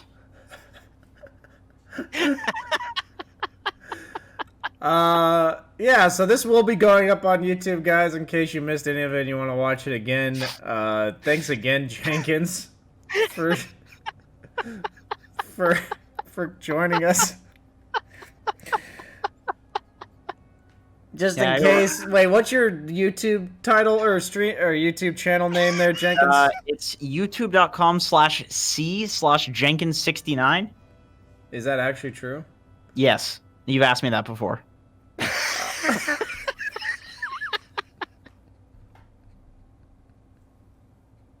Twitch.tv/420Jenkins. Oh, goodness. Got to make sure we get our, credit where it's due. Jenkins, you are quite a riot. Always enjoyable to spend time with you as well, monkeys. And I think we can just go ahead and call it here, because that was quite a meme episode. This was brought to you as part of the BANANASLAMJARON Podcast, even though we don't have the normal overlay and all the shenanigans, because we were doing this. And sponsored by Prediction, so thank you, Prediction, for sponsoring the podcast. Check them out. You can find all of our stuff, !podcast, for all that information, all that kind of crap if you want to see all the episodes. Thanks for watching, guys, and here's our final tier list. Take a snapshot, screenshot. You can put it up on your wall just in case you need this to reference in the middle of your games, because like Jenkins said, this is basically canon. You can basically just follow it religiously to a T. and ignore everything Monkey said at the end. Thanks for watching, guys. All right. See you guys later. Yeah, see y'all. Have a good one. He's out of here. What? He's fucking done, dude. He's fucking He just done. instantly lays like, fuck this shit. I had to act like I like Jenkins for 3 hours. Okay, thanks for coming, Jenkins. You definitely did not spend that much time, and appreciate it, dude. See ya. See you, buddy.